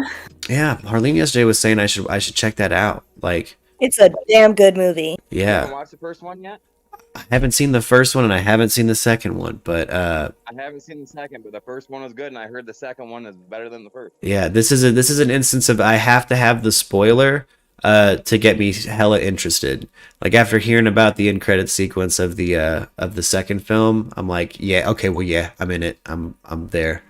Yeah, watch the Frank first one first. Frazetta. Yes, special guest. Did you see yesterday John's what he's working on? You guys will really get along with sick ass righteous art. Frazetta's makes some righteous shit, man.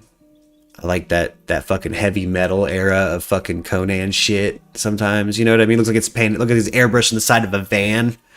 And it takes those fucking 1970s fucking Bad Company hits. You know what I'm saying? John has requested that we wait and hold off on this conversation because he wants to be a part of it. First Venom was awesome. I have a really heavy love for anti-heroes and villains. Like, I'm a Joker fan, not a Batman fan. I'm a Venom fan, not a Spider-Man fan. Yeah. Okay. I love Spider-Man. I did not like what they did with Topher Grace's fucking Venom. That sucked. That shit did suck. I was so mad. I was that one was like one of those historically bad moments where it's like dude's doing fucking jazz swing revival dancing with an emo haircut by the end of the movie. Topher Grace, it was they didn't. The CG looked weird. You could tell that that's not where I don't know. I'm blanking on his name. Homeboy that made those films. You can tell it's not where Raimi wanted to go. No, I heard it was a good movie. It was okay. Yeah, it wasn't bad. It was still better than the Amazing Spider-Man. Yeah. Well, look, the Amazing Spider-Man 2 is one of the most laughable. Like, that's like Joel Schumacher Batman levels of like, what the fuck is happening right now? Like, I hope they don't bring the Amazing Spider-Man into the next one. I really hope they don't. Andrew Garfield's refuting it, and normally when somebody actually shows up on TV, like they put their face on it and say like, no, bitch, normally that's not the lie. Normally when they're lying about something like that, it's something like a little more trivial. Yeah. They're like, it won't be named this, and then it turns out to be named that. Special guest said, I sent for real life anti-heroes. Yeah, I've always been that way, and I don't know what it is, but I really feel like it set quite the fucking precedent for the rest of my life. When I was little, I didn't want to marry the Disney princes like other little girls did. No. I wanted a Saiyan prince. I was a Vegeta fan, not a Goku fan. It really set up my life for what it is now. It's because Gen X made our favorite shit. I'm throwing it on Thor's on special guest fucking Generations plate, baby. It's because Gen X made our shit, baby. We fucking love anti-heroes. It's like our favorite thing, boy. A Venom hoodie. I like Loki, not Thor, Yeah. New viewers be sure. Wait, sorry, I thought I was reading the fucking catching up with the check. I'll just go back to this. No, John, I'll save Frazetta. I want to have special guests on the show and like actually chit chat with you about that, because I've actually kept that in the back of my mind. Like, now you two are really gonna get along with that. Ari wants Scar, not Mufasa. Yeah, it was absolutely that. I have this, I don't know, I've had this weird, I empathize. You guys with are the anti-heroes. so scandalicious. I bet you guys were all the Green or White Ranger too. Yeah, of course, the Green Ranger for sure. I'm the Blue Ranger. The White Ranger. I go Billy every time. I hate Billy. Billy looks dumb. No. Do you know how many times I have smartest met one. the Power Rangers going to cons? By the way, you should go with me. Oh yeah. You know the Yellow Ranger died? Yeah. That's I think between Ari and I bet we could tear up some if we got another mutual friend of ours, we could destroy some Power Rangers Trivial Pursuit. Oh, it'd be great. I have the perfect person in mind. You know her. Oh yeah, exactly. That's who I'm talking about. Yeah, where it's like, yeah, no, we got a mutual friend that, but no, the Power Rangers like that. When I got my son into them, and it was like, I was fucking so pumped when it stuck. I was like, yes, fuck yeah, he likes it. I was a Power Ranger last year for Halloween. That's fuck yeah, dude. Which series? OG? You talking Mighty Morphin? Yes. Yeah, it's red. Guys, I'm pretty partial to space. Power Rangers in space. Look, I stopped watching it once they had the Ninja Turtle fucking shit. That's what I'm talking about, but I like stuff like that. I didn't care for it. I was fucking pumped as a kid. I was like, man, this is our moment. But it turned out to be a pretty bad Ninja Turtles series. But you know, at the time it was definitely one of the many reasons I used to probably throw a swift ass like flying kick from the couch to my sister's head. Wabba! Absolutely. I tried that in my Spider-Man open, but it doesn't work. Man, I will say, like, just thinking about cosplay reminds me of, like, just the weirdest. It has to be the weirdest shit. I mean, looking back, it feels like it's visually weird, right? So, you know, I was a kid and hella into Batman when was it Batman Returns? No, Batman and Robin with the Seal tie-in, right? With a Kiss from a Rose, right? When that song would come on the radio, I would just like in a fevered hurry go put on my Batman costume and just like fucking just be Batman, like, you know. That's the best. Oh man, there used to be a grand tower alone by the sea, and you became. Oh man, you ever watch National Lampoon's Vacation, the new one, the remake? Oh, I love it. He starts singing the Seal song. Oh, dude, yes. I love that. Every time I hear it to this day, I'm like, man, where's my Batman shit? I want to kick my sister right in the big head. The kids all turn my sister in the nuts. I'm the oldest of four, but my sister that's closest in age, you know, we weren't friends until we were friends, and you know. Yeah. That's cool. Playing around time. There'd be times, yeah. I promise, she got a record. she's meaner than me. She's the tough one. Like I talk about kicking her head. I wasn't like a mean big brother. I got picked on a lot and would just collapse into emotions. No. Like she'd punch me and I'm the older brother, but I'm like, no. It's true. I was a soft one. Like our old country grandpas. I punched my sister in my family. I punched my sister in the eye. She cut off my bang, so she got to eat. Oh my god! Siblings go hammer on each other. It's what it's for. It's what it's for. It's what it's for. It's how you learn exactly what you cannot do to other humans sometimes. Yeah. Really push the limits sometimes, where I'm just like, we probably should have died. Yeah. Oh, for sure. Yeah, or just stupid shit you get into with a sibling, especially if you live out in the country. Like, no, definitely do not feel bad for his sister. Nobody feel bad for her. Do not feel bad for his. Yeah, she. I promise, she kicked my ass a lot more than I ever kicked hers. She's fucking mean as shit. That's the meanest woman in her tri-state area, dude.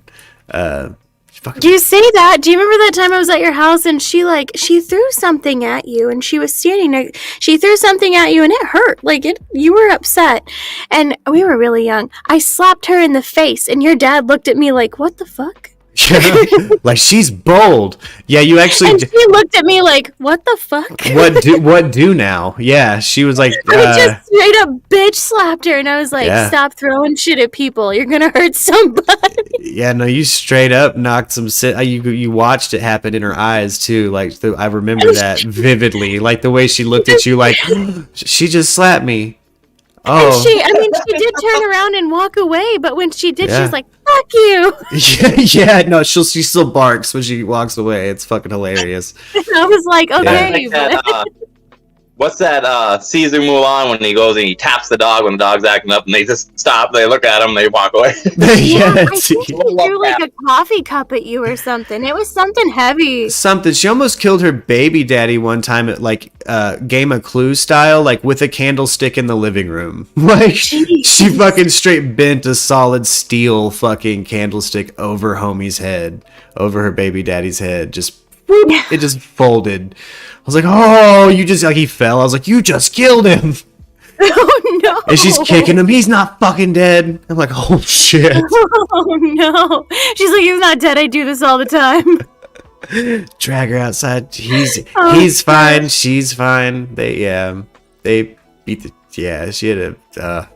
So yeah, when it comes to like aggressiveness with siblings, my sister was like hammer with it. This bitch would go crouching tiger when we were kids, like jump out of a tree onto my ass. Like you'd hear like a whoop whoop, and you're like, what the fuck's happening?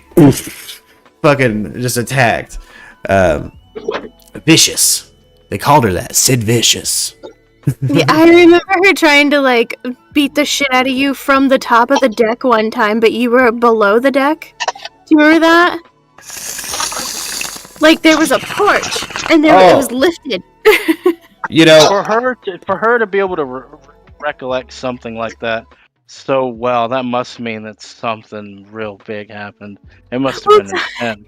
I mean, there was a porch, and she slid her legs in between the bottom of the porch and the first like railing bar. Yeah. And she kept trying to kick him in the face, and your dad was like, "Stop it! Stop! What are you doing?" Yeah. She used to go like she was like feral. Like is that? Would you ever go run and tell because she hit you too hard or something? After a certain point, you get tired. Like you kind of figure out who will believe you because she was also slick with it. Because she knew I was her older brother, and that if we got caught fighting, I'm the one in trouble. Yeah. So there's like I had to develop very specific tactics to deal with her. You know, where it's like I kind of just have to contain the situation. So I A, got good at grappling. I B, got good at disarming people. You come at me with a knife, I'm gonna fuck you. I started remembering the things that kind of jar her back into fucking reality, because the sad fact of my sister is that she's bipolar schizophrenic. And we didn't know this growing up. Oh, shit. Yeah. We didn't know this growing up. You know what I mean? She would just have outbursts. And, you know, she's, you know, Jameson will probably speak up to this. She's had, you know, he'll probably understand where I'm coming at from this. She's had no decent defense with her mental illness when it comes to her habitual violent offenses. She's stacked them up, but she's bipolar schizophrenic. And, like, it's one of those things. It's like the older I got and the more you can kind of figure out what's going on. It's like, man, tell them what the police said about her while she was pregnant. Oh, she's been in more street fights pregnant than some professional fighters. like she's had she's been pregnant 4 times, and I think been in street fights through each of them. You relate, Stan Odie. Is it just like a fucking like badass fucking like take no shit from anybody, fuck you? Let me quote special guest on this. Imagine a world tier MMA fighter with profound BPD issues that are triggered out of nowhere, along with a photographic memory and the reaction time of a tiger. That's your sister, Merk. Right. That's my sister. We're also we're all pretty crazy. Like if you were just to kind of be around like dead arming each other, some physical aspects that I didn't necessarily realize were normal in families. It's kind of just part of our family. Like we're just tough people. Right. Like we don't take shit. Dildo, Jesus, man. I'm kind of a rare breed in being you know, somewhat of a pacifist in nature. I don't normally you know, I'm kind of an outlier. She saw that shit fucking from birth, you know. Damn. But we've actually, you know, you learn little ways to kind of like detain her. It's tricky when she's pregnant. You kind of just have to let that burn out. But because it's like I'm just gonna let God handle that one. She had babies as a defense mechanism. She's like, yeah, you're not gonna do shit, huh? But I'm gonna fuck you up. Exactly. Yeah. But you know, they've never brought up in court that she's mentally ill. That's fucked up. Why? Her defense, they've never brought it up. Do you think because it could be used as okay, I got you. Wow. But you know, at some point I'll share on Discord the film they made about like a distant cousin of mine, and just kind of as an example of how crazy each of us are individually. Kind of a story behind everyone with my actual last name.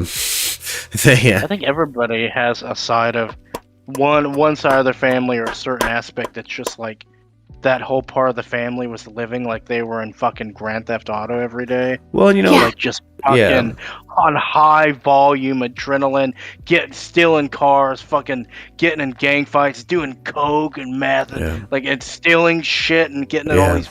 Yeah, dude. Yeah. Coke is a rich person drug. Nobody in my Yeah. family ever did that. My dad used to deliver cocaine for the mob. Oh, I want to Like, and address. so we- I want to address Curly in the I think I chat. already said that. I want to address Curly in the chat real quick. He says, "Shit, bro, I would be putting a lock on the inside of my bedroom door." Real quick, anybody dealing with any kind of bipolar, schizophrenic people, anybody who's compulsively drawn to self-harm or harming others, it's not a good idea to make a room where they can lock themselves into it. If they can get to that room before you and they know that lock is there, I'm speaking from personal experience. You know. Be ready to kick Someone with bipolar, yeah. Be ready to kick a fucking door in is my perspective on that. I kick a door in and I learned how to get a knife out of someone's hands and get him on the He ground. has had to take a knife out of my hands a few times. Our Not because I was attacking him, but myself. Yeah.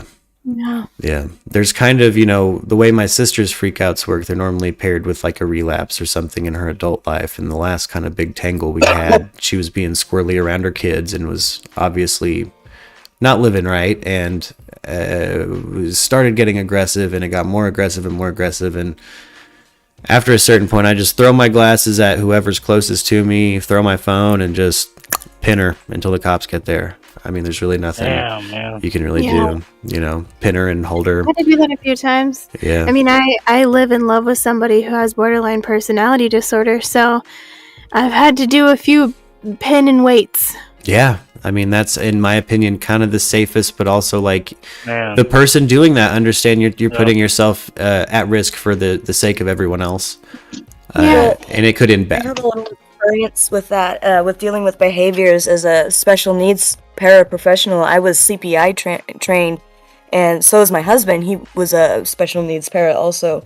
And so learning CPI is pretty much what helped my husband, you know, disarm me and stuff and keep me under control. Exactly. There's, you know, I think that anybody who's, you know, especially if you're committed to that person, like, part of that in navigating some of those, because that's an unmovable boulder for people. They can't fix that about themselves. They can try to treat it the best they can, but you have to kind of just make a Zen garden around it, you know? And, you know, if you want to be that person's partner, you have to understand that about them. And there's certain things that, like, be trained and ready and understand that, like, episodes like that, you know, be ready to call for help too if you need to. Like, you know, there's hotlines and things for a reason, you know, like, the number of people actually seriously using those bothers me sometimes, you know what I mean? Because it's pretty high, but I got a feeling it's probably should be higher. People actually calling for help. It really should be. Yeah, I mean, but yeah, like, you know, locks and stuff are dangerous. Cameras help, especially if you're dealing with something that could potentially, like, legally come back on you. You want to make sure that you can document the situation. Not only that, but when somebody is having a psychotic episode, they tend to forget what they're doing and what they're saying because it's so impulsive. Yeah. And I know for me personally, in my situation, it sounds creepy, but I have cameras up to turn around and show him, like, here's how you acted. Here's how you reacted to this. We don't realize it in the moment. No. It's like we separate from, like, the logical part of our brain. And so it's really difficult for us to come down from that point. You know? Yeah. Yeah, absolutely. And so I just kind of nod my head and we get through it, and occasionally I'll have to pin and wait and not even just wait for, like, cops or anything like that, but just wait for him to stop and realize, you know, I'm doing this thing, you know. And he does every single time. He's gotten a hell of a, but we've been together, you know, 16 years, almost 16 years on the 18th. Yeah. So Damn. Yeah, we've been together a long time. Congratulations. It's been Like, a I know ride. I'm new to this, but holy shit, that's a long time. Yeah. That's a big like milestone. Dude. Well, to put that into Especially this day and perspective, age. we're both only 30. You know, we've been together. We've grown up Are you together. high school sweethearts, basically? We are, yeah. Mm-hmm. Yeah. Mm-hmm. Gotcha. That's Yeah. awesome. That's badass, man. Yeah, thank yeah. you. You inspire me. Oh, good, good. You can make it work. You just have to really care enough, and I mean, I say that sometimes there's not enough care and love in the world that makes things, work and happen. But Do not allow yourself to be in a position where their behaviors are affecting you, though. Yes. If you need to leave the relationship or the situation, do not feel bad. Absolutely. And sometimes health they will first. say things like, if you leave, I'm going to kill myself. If you leave, I have nothing. Leave anyway. No. Do it. No, that's a red flag in itself. You leave the moment someone says Yeah. they're going to kill themselves over you. I'm always the one staying, though. Like, I'm always the one holding out, like, a delusional hope. Like, oh, everything's gonna get, I'm gonna prove everybody wrong that's telling me we need to break up. Like I'm gonna, everything's gonna work itself out somehow. you're just magically, stubborn. and, Yeah. You're just stubborn. Yeah, just stubborn. Yeah, that's I've been that person. And I think it's part of testosterone. You get there's just something to the male side of that situation, that jealousy, not just jealous. There's a whole lot of different. I mean, you could get Freudian with why men are like that.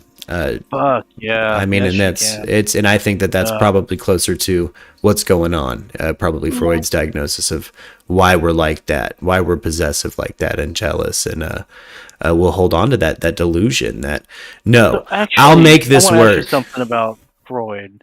Well, not Freud, but we spoke about Charles Manson, I believe, yesterday Mhm. for a brief period. I wanted to ask you, because and maybe it's just me being weird, but when I've sat down for hours and watched his jailhouse interviews with different reporters, and I always felt like I was watching somebody that was way ahead of their time, somebody that was extremely smart and calculating, and would be able to fucking, like, when he would have these weird things where he would all of a sudden start acting crazy in front of the reporter, he only did that when the reporter was trying to paint him to be crazy, and it's like he was doing that as a troll.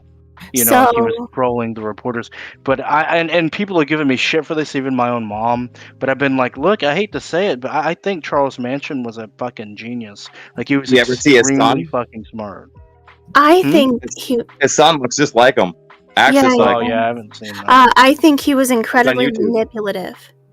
Yeah, of course, that too. I but think he wanted us was to think that too. I you know what I mean? That's kind of the thing, is like just my personal experience with like bigger than life characters.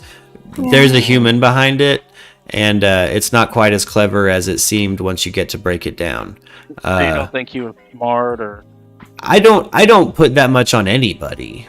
Like that, like majesty, you know what I mean? Like, cause It takes a really smart person to manipulate like that, though, doesn't it? Yes. I mean, not necessarily. No, it doesn't take a smart person. It takes an intuitive person. Those are Yes, two. Those are two. that's the word I was looking for. I'm glad you said And that. a lot of drugs. Those are two very different things, and he might have had help. Special guest. He's got. I know he's got some juice. Well, I say this with a slight connection. My best friend who passed away was friends with Charles Manson, and by that I mean he took his own life back in 2003. Man, I don't want to say I'm past it. I think nobody's ever going to get past a thing like that. No, never. But never. 2004. I'll have to look at. That's how past it I am. Is I'm going to have to look up the date. But anyway, Charles Manson, to me, one, I think if you read the book Chaos, you get an idea of what's going on. Two, it's if he comes across as a genius, right? It's because geniuses wrote the script for that man as to who he was going to be, is my suspicion. Exactly. That's something I kind of. And he was designed to be a big pivotal point in cultural manipulation. What I'll call the character of Charles Manson, right? Right. That makes so I would say don't be susceptible, because even a broken clock can be wrong twice a day, and an intentionally fucked up clock or can be right twice a day. An intentionally fucked up clock can be right more often than it's not, and still be feeding you misinformation. Yeah. That's that's kind of what I was thinking about, man. Oh, I'm telling you, special guest like again his connection to this particular friend of his, like there's a character in special guest cast. There's a documentary if y'all want to watch it. I can post it in the Discord. Yeah, we're gonna. Dude, I would love to. I say we try to Twitch watch party at some time because I'm a big documentary guy. He's a person that I feel like should be talked about, like a fascinating individual, and I know you guys would all enjoy talking to special guests about this in particular, like especially if you're interested in things like Charles Manson, and you guys remember me telling the story about the young fellow that special guest knows that was writing serial killers, and the feds showed up to his door. Yeah, that's my friend Shane Ballard. That's Shane. Yeah, he tried to run for sheriff of their county. Yeah, he got I don't know, like 5% of the vote, or I can't remember. It'll show it in the documentary. Yeah, the Fed showed up at his door because he was writing correspondence with serial killers. With Hinckley, he wrote Hinckley as like a 13-year-old. Right, and so the Secret Service dispatched an agent from Jackson, Mississippi, and had to drive his ass up to Columbus. He knocks on the front door. Little bitty Shane answers, all hello, and the agent's looking over his head, all like, "I'm looking for Shane Ballard." Yeah, and he's like, "It's me." You know, I'm gonna piss my fucking pants. Mm-hmm. Oh, dude! Apparently, it was a 10-minute conversation with his great grandparents, and then the agent left back to fucking Jackson, feeling like his time was wasted. Fuck! What a weird event. Well, he had that happening. He had another case because he didn't stop this behavior, right? I've been writing Jody Arias like all the time. We talk back and forth. Am I gonna have Fed show up at my house? Well, this is what you got to worry about, right? Just kidding. But I have been. I do talk to Jody. He was writing. I think it was the Happy Face Killer. And that guy likes to fuck with people who write it, right? Yeah. So he writes the local head news anchor of our news at WCBI there in Columbus, Mississippi, Jeffrey Rupp, who later went on to be mayor, and says, I've been writing with this guy, and he's your local serial killer. I've been teaching him how to be a serial killer through the mail. So the fucking FBI shows up.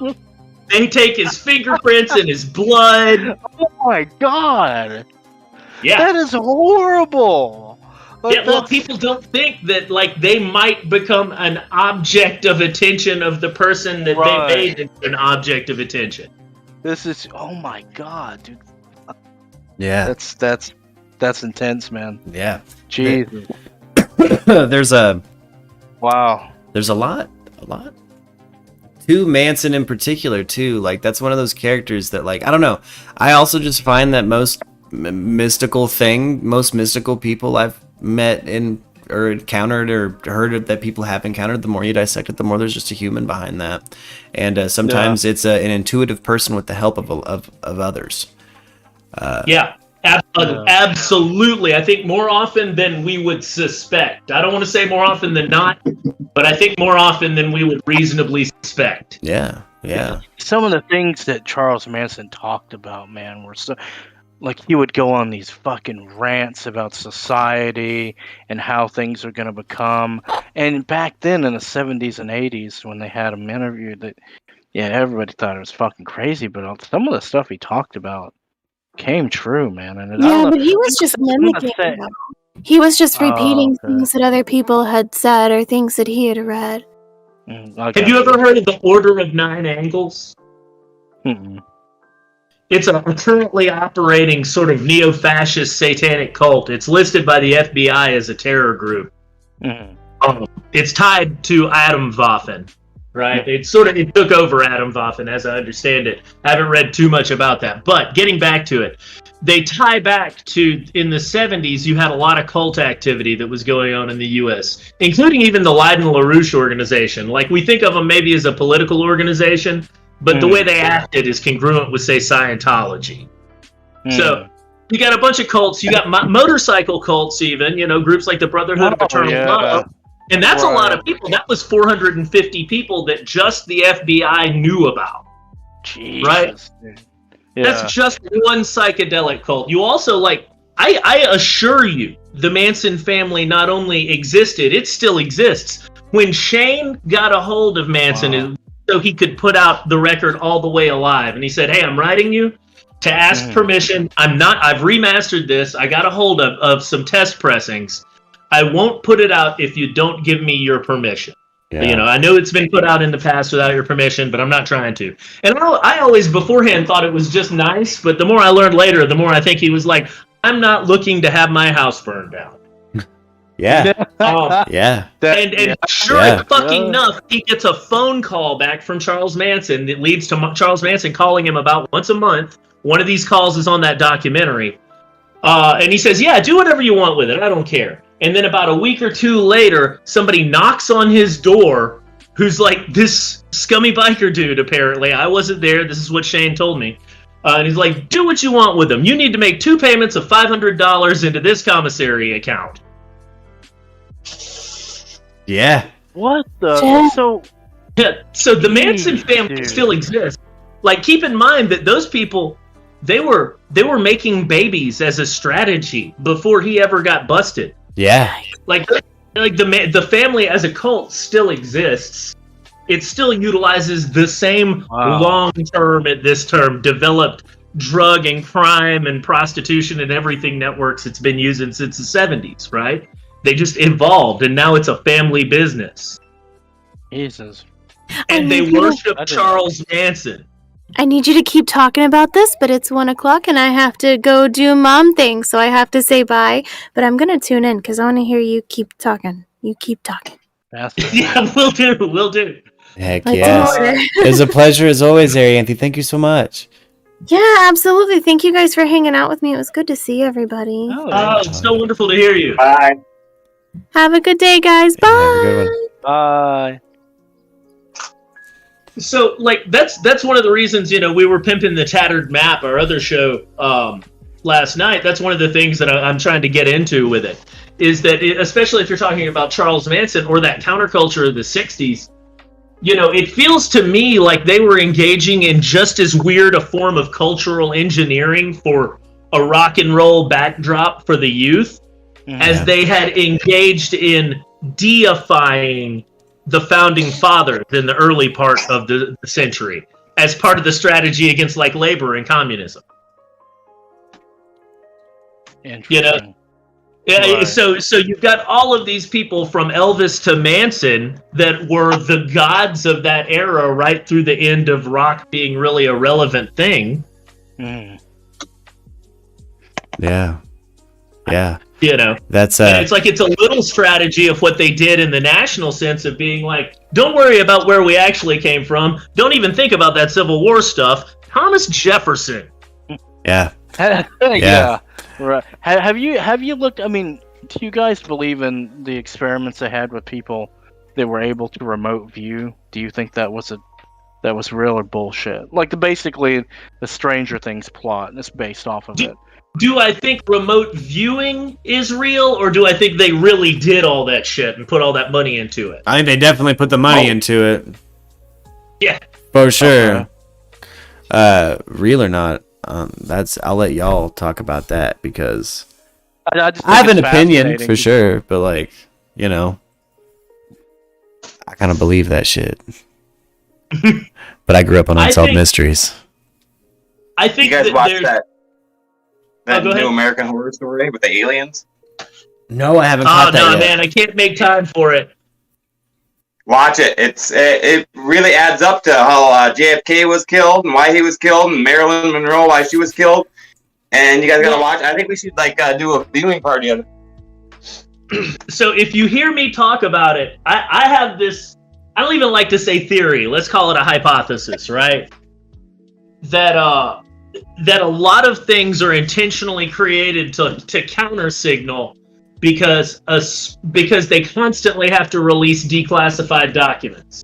And clever people can utilize these declassified documents to bring up things that they need to already have a meme in your mind about, right? Preferably one you can laugh at, you know? Like, if you look at the term conspiracy theorist, the term itself was weaponized. I mean, conspiracies happen all the time. We normally just call them crimes. Yeah. Right? Like every Wall Street crime is a conspiracy. But we act like somehow that's only a thing that happens on like this in the white collar world. Not that can happen external to that somehow. And if you bring it up, then, well, no, it's always the simplest explanation, which is coincidentally the one that big media networks presented to you. Yeah. The Stargate defense. Yeah. Yeah. Yeah, no, well, I think that's, like, you bring that up, Project Stargate, and then a whole entire damn media empire related to the movie Stargate. Yes. Project Stargate is the remote viewing thing. When you went to look it up on web crawler back before Google even existed, and you put in Stargate, you weren't going to find anything about that. Because you would be too busy looking up stuff about the TV show. There was a period of time when you would have to go to like the 5th page of a search engine to find something about the band Slayer because of all the Buffy content.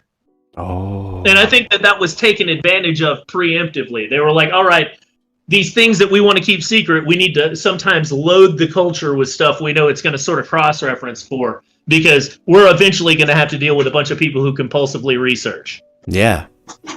Yeah. That's oh shit. Oh, shout out Sparks in the chat. Just so Sparks knows, you've been entered into the next raffle for the free merch giveaway. The merch donation raffle, whatever we call it. The merch is bought by you Murkies, and we're gonna buy whatever you want if you win the raffle and ship it to you.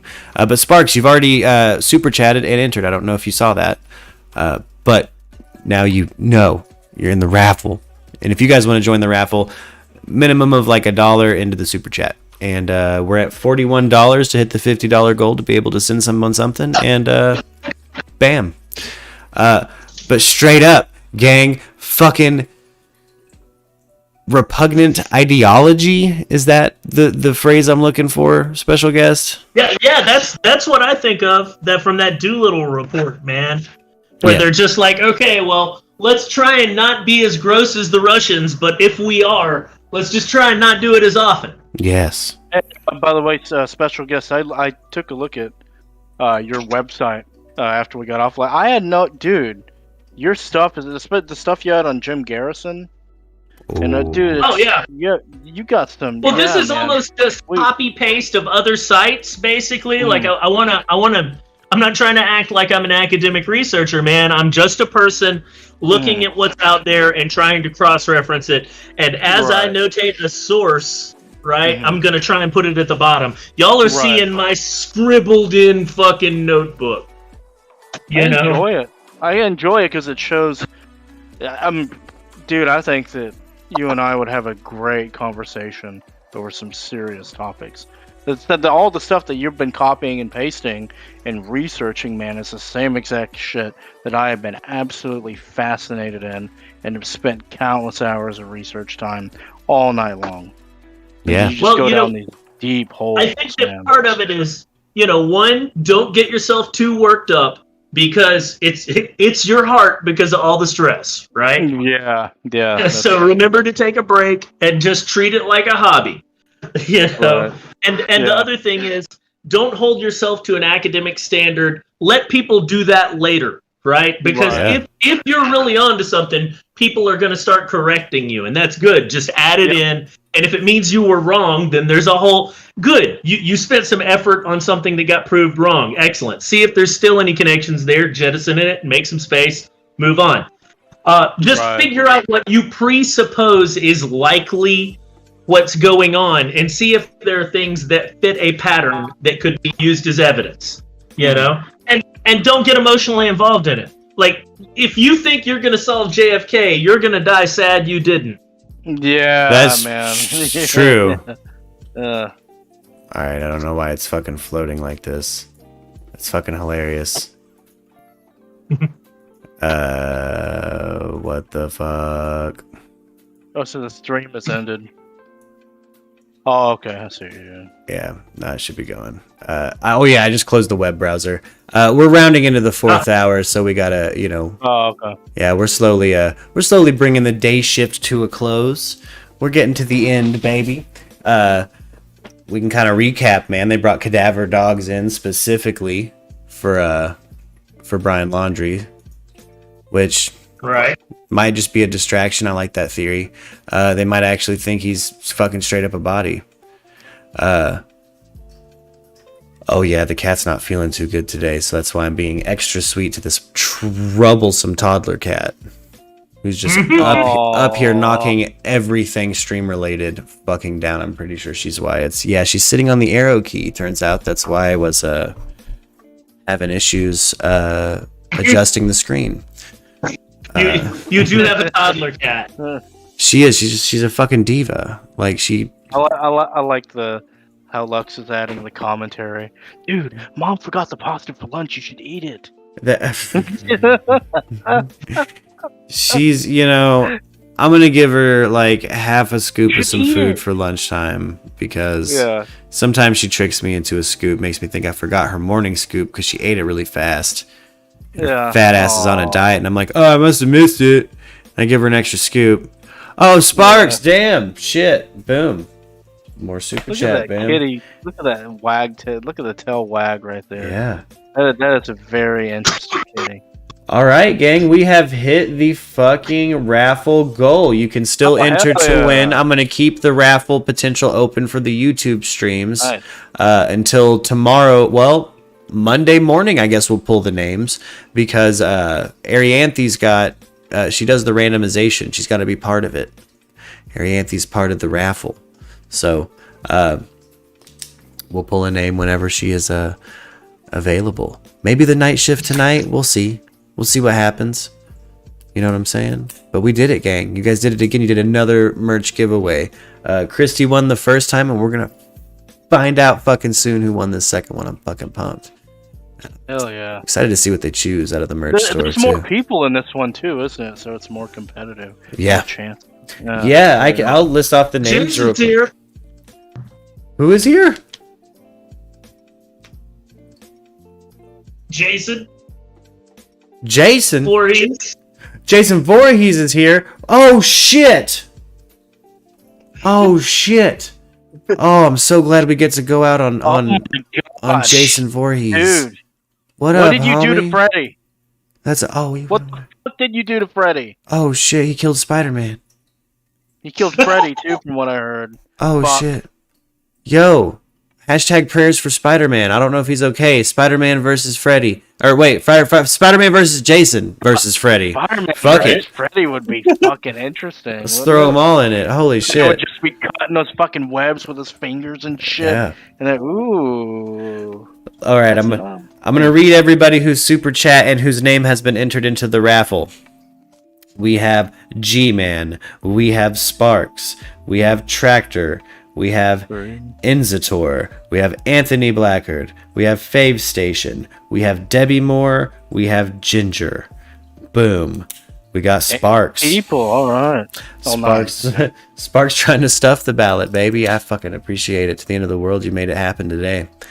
You made us hit that goal right at the end of 4 hours like it was magic. And yeah, we're going to get this fucking... I am pumped to see who gets what.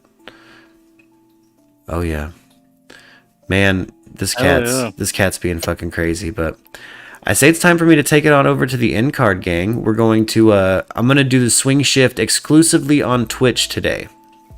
I really think that your cat and my cat would have a deep as fuck conversation on a live stream of what it's like to be a cat in the human world. How do you get more treats? Are you a pretty kitty? Why were you born a kitty? Why are we still round? Why are we still round? Right.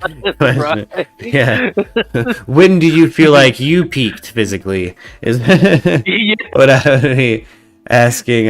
What do you find it degrading that we have to use a litter box? Yeah, quit rolling over onto the keyboard, cat. She's being such a trouble tot. All right, gang. I gotta grab some lunch, and we'll be back. I'm gonna do it. I'm gonna do the swing shift on Twitch because let's watch some Unsolved Mysteries together and shit. Okay, fuck yeah. Like, so I'm just gonna stay right here in the lounge Discord. I'm gonna deafen it. I'm gonna pop down, eat some lunch, pop back up on Twitch exclusive, baby, and we're gonna do whatever the fuck we want. All right, I gotta run and get my car, and then I'll be right back. Word. I'll see you guys here just around the corner. Special guest, thank you. Spider-Man, prayers for Spider-Man. He might have been killed by Jason Voorhees. Justin, also a pleasure as always. And Harleen holding it the fuck down. Thank you guys so much. I love you guys. I'll be right beak. Sorry, I've been playing Among Us. Oh, Lux likes to play Among Us. Bro, we gotta play together. Oh, I think I've got it on this computer. Hey, can we all make sure to play Halo Infinite together in December when it comes out? I think we'll definitely try. It'll be on Game Pass. I know I got that X-Bone, so I'm fucking down. Yeah, let's do it. I'm down. All right, gang. Talk to you guys around the corner. All right.